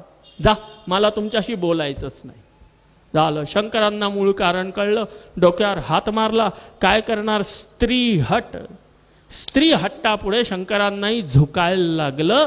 आणि पार्वती देवींना अमरकथा श्रवण करण्याची संधी प्राप्त झाली.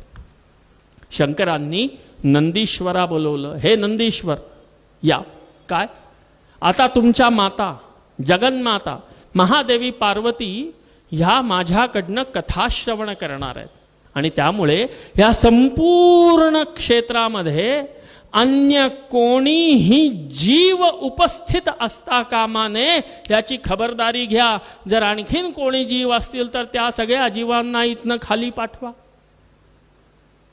मुंडी हलवत नंदी बैल गेला आणि त्यांनी सगळीकडनं एकदम चौकी पहारे बसवले की आता अन्य कुठलाही जीव तिथपर्यंत पोहोचू शकणार नाही. सूक्ष्म निरीक्षण केलं तेव्हा त्याला रस्त्यात एका ठिकाणी आढळलं की एका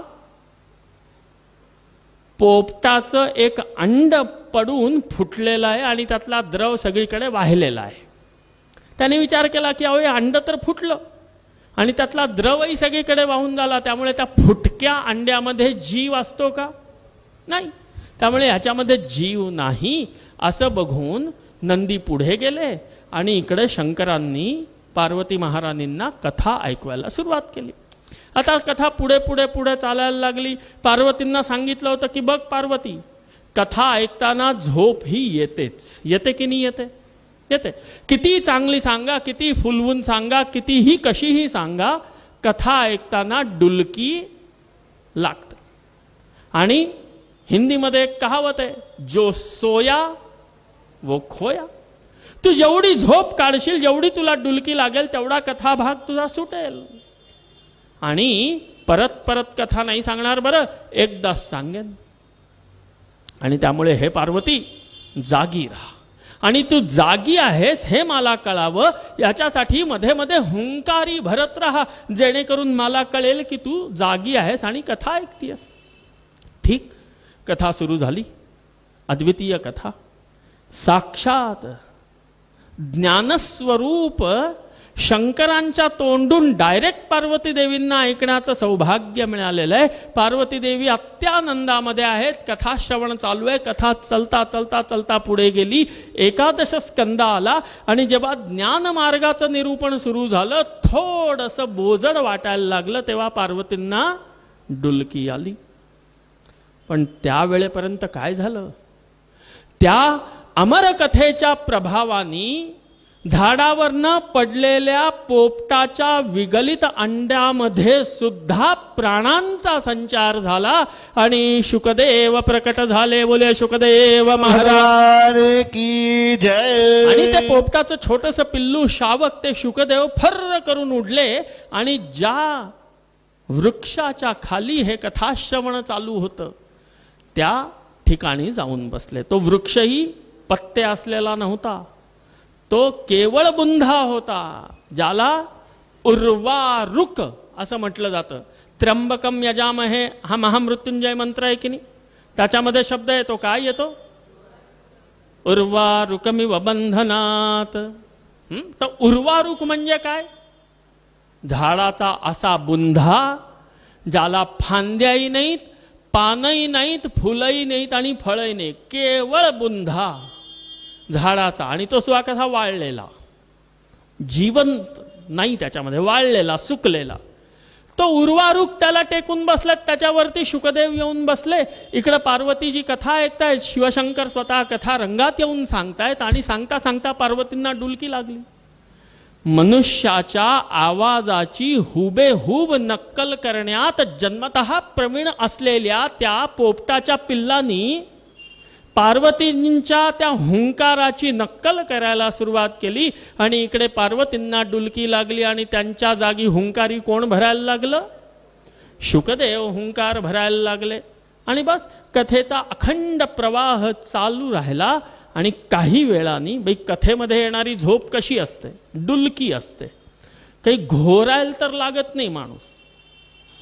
डुलकी लागली आणि थोड्या वेळाने पार्वतींची झोप उघडली आणि त्यांनी डोळे उघडून बघितले. सगळ्यात पहिल्यांदा झोपलेला माणूस करतो काय?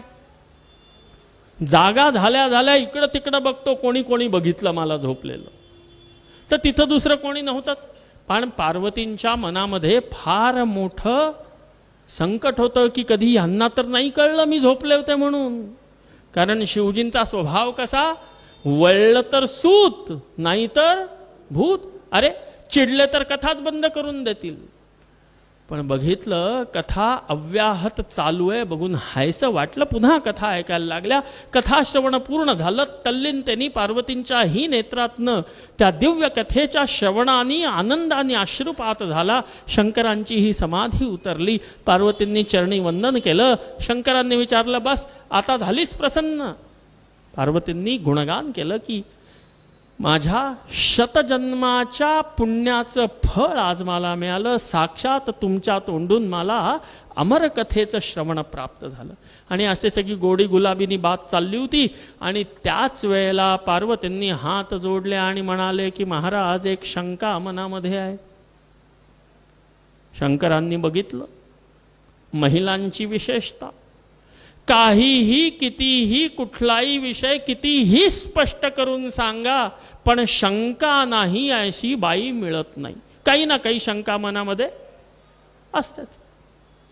पार्वतीच्याही मनामध्ये शंका आली. शंकरांनी विचार केला की आता कथेमध्ये, ते सुद्धा अमर कथेमध्ये, परब्रह्म परमात्म्याच्या कथेमध्ये हिला कसली शंका? विचार काय आहे? तर पार्वती महाराणींनी विचारलं की अहो, मी हे तर ऐकलं होतं की भगवंत आपल्या लीलेचं संवरण करून महाप्रयाण करायला लागले होते, तेव्हा उद्धवजी रडायला कशाला लागले आणि उद्धवांची समजूत कशी घातली गेली? शंकरांनी क्षणभर जटा खाजवली. अगं मी सांगितलं होतं की उद्धवांना 6 महिने बद्रीनाथामध्ये पूजा दिली आणि भागवतामध्ये उद्धवांना भेटण्यासाठी स्वतः श्रीकृष्ण आपल्या एका रूपाने भागवतामध्ये प्रवेश करून भागवतामध्ये विराजमान झाले. आणि म्हणून धर्मो भागवते स्थितः, धर्म भागवतात आहे, कारण एका रूपाने श्रीकृष्ण परब्रह्म परमात्मा भागवतामध्ये प्रविष्ट झालेले आहेत. हे मी तुला सांगितलं होतं. आणि हे बोलत असताना शंकरांना जाणवलं की अरे, हे तर मी नक्कीच सांगितलेलं आहे, मग हिच्या कसं लक्षात नाही? आणि त्यांनी डोळे छोटे करत बघितलं पार्वतीकडे आणि विचारलं, काय ग, खरं सांग. कथेमध्ये तर एक शब्द सुद्धा न सोडता मी पूर्ण कथा सांगितलीये, कधीही तू मध्ये झोपली तर नव्हतीस. आणि हे ऐकता क्षणी पार्वती घाबरल्या. बर, पार्वती देवी खोटं बोलत नाही. हात जोडले, मान खाली घातली, चरणी प्रणाम केला आणि म्हटले, हो प्रभू, एक डुलकी लागली होती. आणि हे ऐकता क्षणी शंकर अत्यंत क्रोधित झाले. त्रिशूळ पटकायला लागले, डमरू वाजवायला लागले, क्रोधीतून उठून उभे राहिले. नेत्रामधनं ज्वाळा प्रकट व्हायला लागल्या. पार्वतीला कळेना की मला डुलकी लागली, याच्यात एवढं क्रोध करण्याचं काय कारण? हात जोडून विचारलं, प्रभू एवढा क्रोध कशासाठी? अहो लागली डुलकी. म्हणायला लागले, अरे तू समजत नाहीस, जर तू झोपली होतीस तर हुंकारी भरणारा दुसरा जीव कोण आला? आणि जर ही तिसऱ्या माणसापर्यंत जर कथा पोहोचली तर या कथेचं अमरत्व नष्ट होईल, या कथेचं गोपनीयत्व नष्ट होईल. आणि आता पार्वतींच्या सुद्धा डोक्यात प्रकाश पडला की खरं बरं, मी झोपले होते, यांची कथा चालू राहिली, कोणी तर हुंकार भरला असेल. कोण? आणि त्याचं अन्वेषण करण्यासाठी डमरू वाजवत क्रोधावतार शंकरांनी चारी बाजूला आपली दृष्टी फेकली. आणि दृष्टीने बघत असता असता त्या उर्वा रुकवरती बसलेल्या शुकदेवांचं दर्शन झालं. आता तर काय विचारता, अहो ह्या पोपटांनी कथा ऐकली. शंकरांनी त्रिशूळ उचलला, त्या शुकदेवाचा माग घेऊन आपला नेम धरला, डमरू वाजवायला लागले. आणि हे बघितल्या बघितल्या आपल्यावर येणाऱ्या संकटाची चाहूल लागता क्षणी आपले ते छोटे छोटे पंख पसरवून आकाश मार्गाने शुकदेव उडायला लागले. मागे त्रिशूळ आणि डमरू घेऊन शंकर पळायला लागले. उडता उडता उडता तिथनं ते उडाले आणि थेट पोहोचले वेदव्यासांच्या आश्रमापर्यंत. तिथं संध्याकाळची वेळ. वेदव्यासांची पत्नी, काय नाव? नव्हती का त्यांना? नाही होती. नाव काय?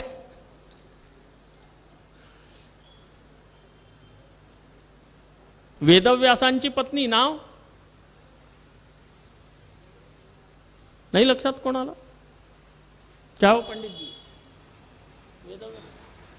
मलाही नाही माहिती म्हणून त्यांना विचारत होतो. वेदव्यासांची पत्नी पिंगला देवी. पिंगला, 3 पिंगला भागवत कथेमध्ये विशेष. एक पिंगला वेश्या दत्तात्रयांच्या प्रसंगामध्ये ती पिंगला, इथे वेदव्यासांची पत्नी पण पिंगला आहे आणि महारासामध्ये पण पिंगला आहे. तर ती पिंगला देवी तिथं तिला संध्याकाळच्या वेळी जांभई आली. जांभई देण्यासाठी म्हणून तिने तोंड वासलं, तोंड उघडलं आणि त्याच्यामध्ये ते तोताराम ते शुकदेव प्रवेश करून त्यांच्या पोटात गर्भामध्ये जाऊन बसले. बोले शुकदेव भगवान की जय. आणि वेदव्यास पत्नी पिंगला देवीच्या उदरात शुकदेव जाऊन बसते झाले. मागणं डमरू वाजवत त्रिशूळ पटकत आले शंकर. व्यासांनी स्वागत केलं, पण आता त्यांच्या स्वागताकडे बघतो कोण? कुठं गेला तो शुकदेव? लवकर आण त्याला, आत त्याची खैर नाही. व्यासांनी आपल्या दिव्य दृष्टीने सगळा प्रसंग जाणला आणि हात जोडून भगवंतांच्या शंकरांच्या चरणी प्रार्थना करते झाले की प्रभू क्रोध त्याग करा. काय झालं? अहो, ज्यांनी प्रत्यक्ष तुमच्या तोंडून अमर कथा ऐकली तो तुमच्या त्रिशूळानी काय मरणार? अरे तो तर अमर झाला. आता हीच देवाची इच्छा होती असं समजून ह्या घटनेला स्वीकार करा आणि शंकरांच्या क्रोधाचं शमन श्री वेदव्यासांनी केलं. आता पुन्हा शंकर आपल्या त्या सुंदर हिमालयातल्या निवासस्थानी परतले आणि वेदव्यासांच्या पत्नीच्या पोटी 12 वर्ष गर्भवास केल्यानंतर श्री शुकदेव मुनींचा जन्म झाला. बोलिये शुकदेव भगवान की जय. आणि शुकदेवांचं प्राकट्य झालं. प्राकट्य होता क्षणी त्याच्याही मध्ये सुंदर कथा आहे. 12 वर्ष गर्भावस्थेमध्ये सगळी लोक विचारायची की अहो तुम्ही कधी प्रसूत होणार, कधी मुलगा बाहेर येणार? आणि शुकदेवांशी जेव्हा आई संवाद करायची तेव्हा शुकदेव सांगायचे की नाही माया महाठगिनी आई, जोपर्यंत मी तुझ्या पोटामध्ये आहे तोपर्यंत माझी सुषुम्ना नाडी चालू आहे, मी सुषुम्नाचारी आहे. आणि जसं आईच्या योनी मार्गातनं बाळ जसं जन्माला येतं त्याची नाळ जेव्हा तोडली जाते तेव्हा त्याची सुषुम्ना नाडी बंद होऊन इला आणि पिंगला नाडीनी त्याचा श्वासोच्छ्वास प्रारंभ होतो. आणि त्याच क्षणी भगवंतांची माया त्या जीवावरती आक्रमण करते. जोपर्यंत तो जीव आईच्या गर्भामध्ये आहे तोपर्यंत त्याच्यावरती मायेचं आक्रमण नाही, तो कायम भगवंतांशी जोडलेला असतो. आणि त्या आईच्या गर्भामध्ये ते असे मुटकुळी करून तो पडलेला आहे, खालती डोकं वर पाय अशी त्याची स्थिती आहे. त्या द्रवामध्ये तो तरंगतोय. त्याला भूक लागली तरी खाता येत नाही, तहान लागली तरी पिता येत नाही. आईने जे पाणी प्यायलं त्यानीच त्याला तहान भागवायला लागते. आईने जे अन्न खाल्लं त्यांनी त्या पोराला आपली भूक शमन करायला लागते. आणि त्यामुळे 9 महिने आईच्या गर्भामध्ये उलट लटकत राहून तो गर्भवासाचे कष्ट भोगत असतो. आणि म्हणून त्याला गर्भवास म्हणतात. कष्ट आहेत ते. आणि त्यावेळे ह्या जीवात्म्याचा परमात्म्याशी सुषुम्ना नाडीच्या माध्यमातून प्रत्यक्ष कनेक्ट असतं, संबंध असतो. आणि प्रत्येक क्षणी पदोपदी तो जीवात्मा भगवंतांना प्रार्थना करत असतो, हे प्रभू ह्या गर्भवासातनं लवकर मुक्त करा. आता पूर्वी केलेल्या चुका करणार नाही, आता मी आणि माझ्यामध्ये हरवणार नाही. प्रभू आता तुमच्या चरणांचं क्षणभरही विस्मरण होऊ देणार नाही. प्रभू बस ह्या गर्भवासातनं मुक्त करा. आणि कृपावंत होऊन जेव्हा प्रभू गर्भवासातनं मुक्त करतात, जन्म होता क्षणी नालच्छेदन झालं आणि पुन्हा तो जीव कोणाच्या आहारी जातो? मायेच्या आहारी जातो आणि पुनरपि जननम पुनरपि मरणमच्या चक्रामध्ये सापडतो. आणि म्हणून आई मी तुझ्या उदरामध्येच स्वस्थ आहे, बाहेर यायची माझी इच्छा नाही. पिंगला देवी विचार करते की चांगलं पोरगा तर भगवंतांशी जोडलेला आहे, चांगल्या मार्गावरती विचार करतोय, कशाला आपण त्याला ढकला. ती काही बोलत नाही, पोरगाई काही बोलत नाही. व्यास महाराज रोज विचारतात की अगं वर्ष झालं, 2 वर्ष झाली, 4 वर्ष झाली, आता तर लोकांनी विचारायचंही सोडलं की काही झालं का? अहो 10 वर्ष झाली, आता काय? आणि एक दिवशी श्री वेदव्यासांनी स्वतः शुकदेवांशी संवाद साधला की बेटा बाहेर येत का नाहीस? शुकदेवांनी सांगितलं बाहेर आलो तर ती माया माझ्यावरती आक्रमण करेल. पण बेटा, भगवंतांच्या नियमाचा व्युत्क्रम होतोय. गर्भावस्थेचा काल अतिक्रमण झाल्यामुळे देवाची जी योजना आहे, देवाची जी मर्यादा आहे, त्या मर्यादेचा भंग होतोय. लवकर बाहेर ये. आणि मग तेव्हा शुकदेव म्हटले की जर तुमची इच्छा आहे ना मी लवकर बाहेर यावं, तर तुम्ही भगवंतांकडे प्रार्थना करा की माझा जन्म झाल्यावर मी बाहेर आल्यावर सुद्धा हे भगवंता तुमची माया माझ्यावरती आक्रमण करणार नाही, मायातीत मी राहीन. असं जर भगवंतांनी आशीर्वाद दिला, असं वचन दिलं तर मी बाहेर येईन. आता व्यासजी काय भगवंतांची प्रार्थना करायला लागले. एकीकडे लोकलज्जा की 12 वर्ष झाली यांच्या बायकोचा गर्भ असा कसा, असं काय आहे गर्भात. मुलाला सांगितलं तर मुलगा बाहेर यायला तयार नाही. पत्नी पिंगलेला विचारलं तर त्याही म्हटल्या की महाराज मुलगा कुठे आहे. तुझ्या गर्भामध्ये. गर्भ कोणाचा. तुझा. मग माझ्या मुलाला कष्ट नाही, मला कष्ट नाही, तर तुम्हाला का त्रास होतोय. जा ना तुम्ही तुमची माळा करा. अरे आई मुलगा दोघही एकवाक्यतेतनं न कोणी काही म्हणतंय, पण ही लोकरीती ही तुटता कामा नये म्हणून भगवंतांची प्रार्थना केली. भगवंत प्रसन्न झाले. वेदव्यासांनी आपल्या प्रकट होणाऱ्या शुकदेवांसाठी भगवंतांकडनं मायातीतत्व मागून घेतलं आणि भगवंतांनी आशीर्वाद दिला की हे वेदव्यासा, तुमच्या मुलाला माझ्या मायेचा स्पर्श देखील होणार नाही. आणि त्या वेळेला स्वतः श्री शुकदेव वेदव्यास पत्नी पिंगला देवींच्या गर्भातून बाहेर प्रकट झाले. बोलिये शुकदेव महाराज की जय. आणि ते शुकदेव प्रकट झाल्यानंतर ते उठले. स्वतःच आपली बेंबीला जोडलेली नाळ उचलली, स्वतःच आपल्या हाताने नालच्छेदन केलं, त्याला गाठ मारली आणि जसे होते तसे नग्न अवस्थेमध्येच जंगलामध्ये निघून गेले. कारण मायेचा प्रभावच नाही. ही माझी आई, हे माझे वडील, ही माझे भाऊ, ही माझी बहीण, ही मायेचा प्रभाव शुकदेवांवरती नाही. आणि त्यामुळेला ते मायातीत होऊन निघून गेले. आणि मागे श्री वेदव्यास हे पुत्र, हे पुत्र, हे पुत्र म्हणत मागे पळू लागले. पण शुकदेवांनी एक ऐकलं ना दोन ऐकलं. शुकदेव जंगलामध्ये निघून गेले. आणि मग कालांतराने वेदव्यासांनी आपल्या शिष्यांना श्रीमद भागवताचे श्लोक शिकवून जंगलामध्ये पाठवलं.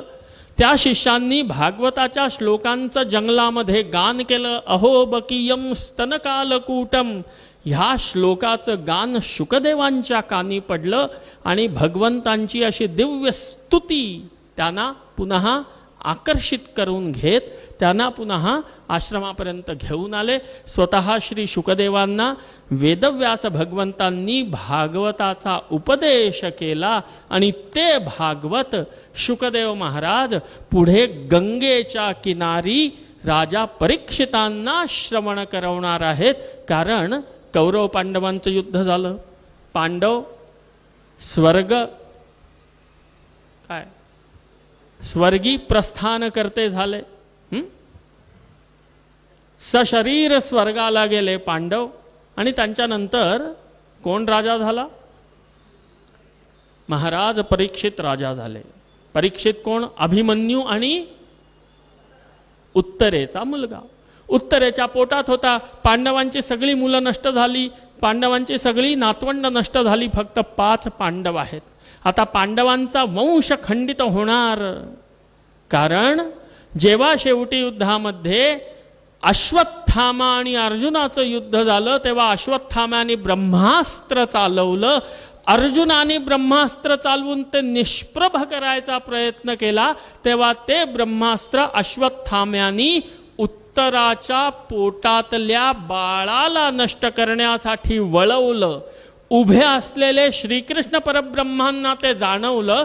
स्वतः सूक्ष्म रूपानी आपल्या चक्रराज सुदर्शनानी उत्तरेच्या गर्भस्थ शिशूची भगवंतांनी रक्षा केली स्वयं.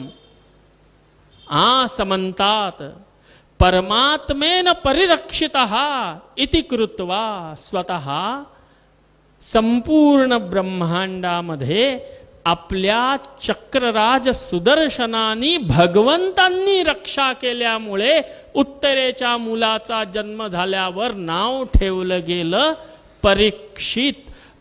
परीक्षितात समंतात रक्षितः परिरक्षितः परीक्षितः. आणि मग ते परीक्षित झाले, पुढे राजा झाले. राजा झाल्यानंतर एक दिवस ते आपल्या राज्यामध्ये रथावर आरूढ होऊन यात्रा करत होते आणि मार्गामध्ये एक अत्यंत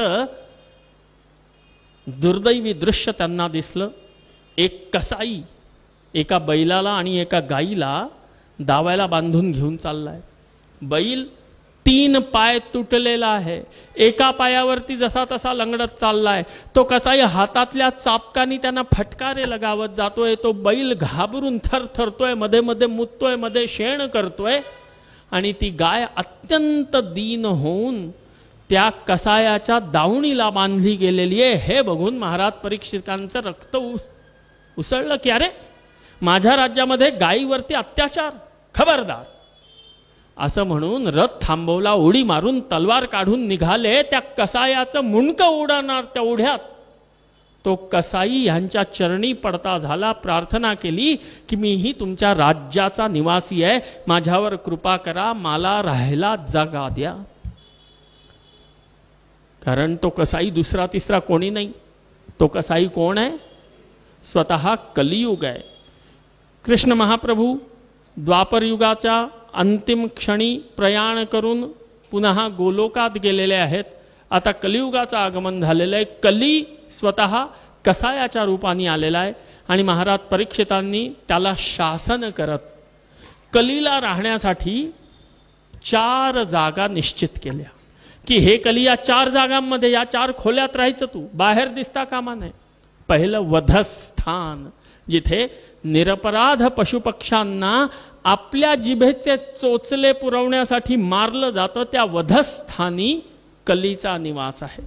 दुसरं द्यूतस्थान, जिथे अंधाधुंद द्रव्य कमवण्यासाठी मागचा पुढचा विचार न करता मनुष्य सर्वस्वपणाला लावतो, त्या द्यूतस्थानामध्ये कलीचा निवास आहे. तिसरा मद्यशाला, जिथे आपल्यातली माणूस विसरतो, अशा मद्यशालेमध्ये कलीचा निवास आहे. आणि चौथं आहे वेश्यालय, जिथे दुर्दैवानी स्त्रीच्या सत्वाचा व्यापार केला जातो, त्या वेश्यालयामध्ये कलीचा निवास आहे. कलीच्या निवासाची 4 स्थानं: वधस्थान, कसाईखाना, द्यूत, वेश्यालय, मदिरालय. या ठिकाणी कलीला राहण्यासाठी कलियुगामध्ये परमिशन दिली गेली की तू या 4 ठिकाणी राहा. पण कलियुग म्हणायला लागलं की महाराज 4 खोल्यांचं घर जरा छोटं होतंय, जरा आणखीन जागा पाहिजे. तेव्हा 5वी जागा कुठली दिली? कुठली? सुवर्ण दिलं की तू सोन्यामध्ये राहा. आणि कलीला राहायला 5 जागा निर्धारित केल्या: वधस्थान, द्यूतस्थान, मद्यशाला आणि वेश्यालय. आणि 5वी जागा कुठली? सोनं. सोनं, त्या सोन्यामध्ये कलीचा निवास. आता तुम्ही तर सगळी भाविक मंडळी, तुम्हाला कशाला कली पाहिजे? जेवढं घालून आलात तेवढं उतरवा, भागवतावरती चढवून कलीपासनं सुटका करून घ्या. परत कली घेऊन घरी कशाला जायचं? सोन्यामध्ये कली आहे तर त्या कलीला हटवा. पण मग एका बुद्धिवंत गुरुजींनी सांगितलं की नाही नाही महाराज, सोन्यामध्ये कली आहे म्हणजे काय आहे तर अधर्मानी कमवलेल्या सोन्यामध्ये, अधर्मानी कमवलेल्या पैशामध्ये कली आहे. जे घाम गाळून कष्ट करून कमवलेलं सुवर्ण अर्थात धन आहे, त्याच्यामध्ये कलीचा निवास नाही. आणि आता कली तिथं राहायला लागला. आणि कालांतराने एक दिवस संध्याकाळच्या सुमाराला दिवसभर मृगया करायला गेलेले महाराज परीक्षित आपल्या राजवाड्याकडे परतणार होते. दिवसभर थकलेले, भागलेले, श्रांत क्लांत झालेले महाराज परीक्षित जेव्हा परत यायला निघाले तेव्हा रस्त्यामध्ये शमीक मुनीचा आश्रम आला. शमीक मुनींच्या आश्रमामध्ये 5 मिनिटासाठी गेले, ह्याच्या आधीही कित्येक वेळेला गेलेले आहेत. ऋषींचा सत्कार केलेला आहे, तिथं थांबून जलपान केलेलं आहे. आजही राजा परीक्षित शमीक मुनींच्या आश्रमामध्ये गेले, त्यावेळेला शमीक ऋषी ध्यान करायला बसले होते, ध्यानामध्ये मग्न होते. राजा आल्याचं भान शमीक ऋषींना झालं नाही, कारण ते ध्यानावस्थेमध्ये होते. हे बघून आज राजा परीक्षितांना क्रोध आला, बडबड करायला लागले की बघा तो गोसावडा मी आलेलो असताना नुसते डोळे मिटून बसलाय. अरे मी स्वतः चक्रवर्ती सम्राट आहे आणि चक्रवर्ती सम्राटामध्ये भगवान विष्णूंचा अंश असतो, त्यामुळे मी आलेला असताना मला स्वागत करणं हे त्यांचं कर्तव्य. अहो माझं स्वागत तर दूर, हे दंभीपणा करून डोळे मिटून बसलेत. क्रोध आला आणि क्रोध आल्यावर तिथेच पडलेला एक मृत सर्प उचलला, शमीक मुनींच्या महाराज गळ्यात टाकला आणि दंदना करत तिथून निघून गेला. शमीक मुनी ध्यानावस्थेत आहेत, त्यांना तो गळ्यात मरलेला सर्प पडल्याचंही भान नाही, राजा आल्याचंही भान नाही. आणि आपल्या गुरुजींची अशी अवहेलना केलेली बघून त्यांचे शिष्य घाबरले, थरथरा कापायला लागले, रडायला लागले आणि त्या रुदनानी शमीक मुनींची समाधी भंग झाली. नेत्र उघडले, बघितलं तर काय सगळी शिष्य सगळे आपले पोरं रडतायत. अरे झालं काय? सगळ्या शिष्यांनी सांगितलं की महाराज राजा आले होते, क्रोधित झाले आणि तुमची निर्भर्त्सना करण्याच्या दृष्टीने मेलेला सापाची माळ तुम्हाला घातली, हे बघून आम्ही अत्यंत दुःखी आहोत. शमीक महर्षींनी मंद हास्य केलं, म्हणाले की अरे साप काय आणि फूल काय, दोन्ही पार्थिव तत्व प्रधान आहेत. साप काय आणि फूल काय, दोन्हीमध्ये पार्थिव तत्व प्रधान आहे. अरे प्रत्येक वेळी फुलाची माळ घालणारा राजा आज सापाची माळ घातला तर त्याच्यात रडण्यासारखं काय आहे? समदर्शी आहेत, समदर्शी आहेत, समान सुख दुःखेषु, त्यांच्या मनामध्ये कुठेही विचलितता नाही. पण त्याच क्षणी त्यांचा मुलगा शमीक ऋषींचा मुलगा तिथं आला, काय शृंगी ऋषी तिथं येऊन पोहोचले, शमीक ऋषींचा मुलगा. आणि त्यांनी बघितलं की माझ्या वडिलांचा असा अपमान, त्यांनी आव पाहिला न ताव महाराज, क्रोधित झाला आणि त्याच्या डोक्यामध्ये आलं की हो न हो कोणीतरी माझ्या वडिलांचा अपमान केलेला आहे. आणि नाही नाही नाही, माझ्या वडिलांचा अपमान करणाऱ्याला मी असं सोडणार नाही. आणि त्यांनी क्रोधित होऊन शाप द्यायला सुरुवात केली. इति लंघित मर्यादम तक्षक सप्तमे हनी दंशति स्म कुलांगारम चोदितो मे तद्रुहम. इति लंघित मर्यादम, जोही कोणी असेल ज्यांनी मर्यादांची उल्लंघना केली आहे, ज्यांनी ऋषीचा अपमान केलाय, ऋषीची पूजा करणं ही मर्यादा आणि ऋषीचा अपमान करणं ही मर्यादेचं उल्लंघन. ज्यांनी ऋषी अपमान करून मर्यादेचं उल्लंघन केलेलं आहे तो कोणीही असो. इति लंघित मर्यादम तक्षक सप्तमे हनी, काय दंशति स्म कुलांगारम, माझ्या कुलाला कलंकित करणारा तो जोही व्यक्ती आहे, आजपासनं 7व्या दिवशी तक्षक त्याला दंश करेल आणि त्याचं जीवन नष्ट होईल असा शाप दिला. शमीक मुनी दुःखी झाले. अरे अरे अरे काय केलंस? अरे तो तर राजा आहे, जर राजा नसेल तर प्रजा भटकायला लागते, राज्यामध्ये अस्थिरता निर्माण होते, राज्य असुरक्षित होतं. नाही नाही नाही, तू राजाला शाप देऊन चांगलं केलं नाहीस. पण दिलेलं वचन परत घेता येत नाही, दिलेला शाप दिला. हे बघून शमीक मुनींनी आपल्या 2 विद्यार्थ्यांना द्रुतगामी घोड्यावरती राजा परीक्षिताकडे पाठवलं आणि परीक्षितांना जाऊन सांगितलं की महाराज, आमच्या गुरुपुत्रांनी शमीक मुनींच्या पुत्र आणि शृंगी ऋषींनी तुम्हाला शाप दिलाय. 7व्या दिवशी तुम्ही तक्षकाच्या दंशाने नष्ट होणार, त्यामुळे वॉर्निंग द्यायला आलोय. आता तुमचं आयुष्य किती? केवळ 7 दिवसाचं आयुष्य आहे. आणि हे जेव्हा महाराज परीक्षितांना कळलं तेव्हा त्यांनी आपल्या राज्यसभेमध्ये प्रश्न ठेवला. सगळ्यांच्या समोर हात जोडून विचारणा केली की म्रियमाणस्य पुरुषस्य यत् कार्यम, ज्या व्यक्तीची अवश्य मृत्यू होणार आहे अशा व्यक्तींनी जीवन कसं जगावं. आणि तेव्हा सगळ्या ऋषींनी त्यांना उपदेश केला की जेव्हा मनुष्याचा अंतिम समय येतो तेव्हा त्यांनी आपल्या घरादाराचा त्याग करावा, मोह ममता त्यागावी, गंगे किनारी जावं, गंगाजल पान करावं, ओमकाराचा जप करावा, भगवंतांच्या चरणी आपले सगळ्या चित्तवृत्ती एकाकार कराव्या आणि मोक्षाची प्राप्ती करावी. हे बघून महाराज परीक्षितांनी आपला पुत्र राजा जनमेजयला राज्य सोपलं आणि स्वतः गंगेच्या किनारी आले. आणि त्याच वेळीला केवळ दैववशात परमवीतराग परमहंस श्री शुकदेव मुनि लीलया वहा आकर उपस्थित हो गए. बोलिए शुकदेव भगवान की जय.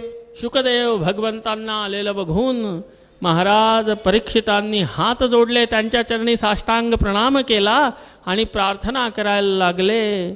ब्रह्मानंदम परमसुखदम केवलम ज्ञानमूर्तिम द्वंद्वातीतम न सदृशम तत्वमस्याधिलक्ष्यम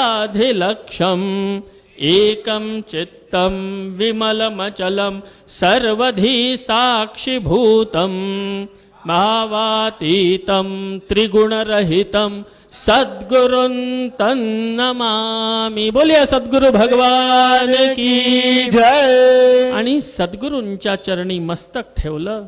आणि शुकदेवांना आता महाराज परीक्षित प्रश्न विचारतायत. म्रियमाणस्य पुरुषस्य यत् कार्यम, ज्या व्यक्तीचा अवश्य मृत्यू होणारच आहे अशा व्यक्तींनी जीवन कसं जगावं. आणि ह्याच्यापेक्षा मोठा पॉझिटिव्ह थॉट कुठेही नाही. पॉझिटिव्हिटी, अहो माहिती आहे 7 दिवसांनी मरणार आहे. आपण म्हणतो की नाही स्मशानात गोऱ्या गेल्या यांच्या, ती स्थिती आहे. 7 दिवसांनी मरणार आहे. पण त्याही मरणाच्या उंबरठ्यावरती राजा परीक्षित प्रश्न काय विचारतायत? ज्या माणसाला मरायचंय त्यांनी जगावं कसं. मरणाच्या दारी उभं ठाकून सुद्धा प्रश्न काय विचारलाय? जगावं कसं. ह्याच्यापेक्षा पॉझिटिव्हिटी आणखीन आणणार कुठनं हो. ह्याच्यापेक्षा आणखीन पॉझिटिव्ह थॉट कुठे मिळणार नाही. आणि तो त्यांनी विचारलाय की म्रियमाणस्य पुरुषस्य यत् कार्यम, ज्यांचा अवश्यांभवी मृत्यू होणार आहे अशा व्यक्तींनी कसं जीवन जगावं. आणि या प्रश्नाच्या उत्तरास्वरूप श्री शुकदेव महाराज आता राजा परीक्षितांना कथाश्रवण करवणार आहेत. आणि तो कथाभाग आपण उद्या द्वितीय दिवसाच्या सत्रामध्ये संध्याकाळी 4 वाजल्यापासून ऐकू. आत्ता आज प्रथम दिवसाच्या या द्वितीय सत्राला आपण इथं विश्राम देऊ आणि उद्या पुन्हा दुपारी 4 वाजता आपण कथेसाठी पुन्हा इथं एकत्र येऊ. मी प्रयत्न करत धावत पळत काय ना 8:35 पर्यंत पोहोचू शकलोय. बाकी एक कथा आपण उद्या ऐकू. हॅलो. ही घडी पुढे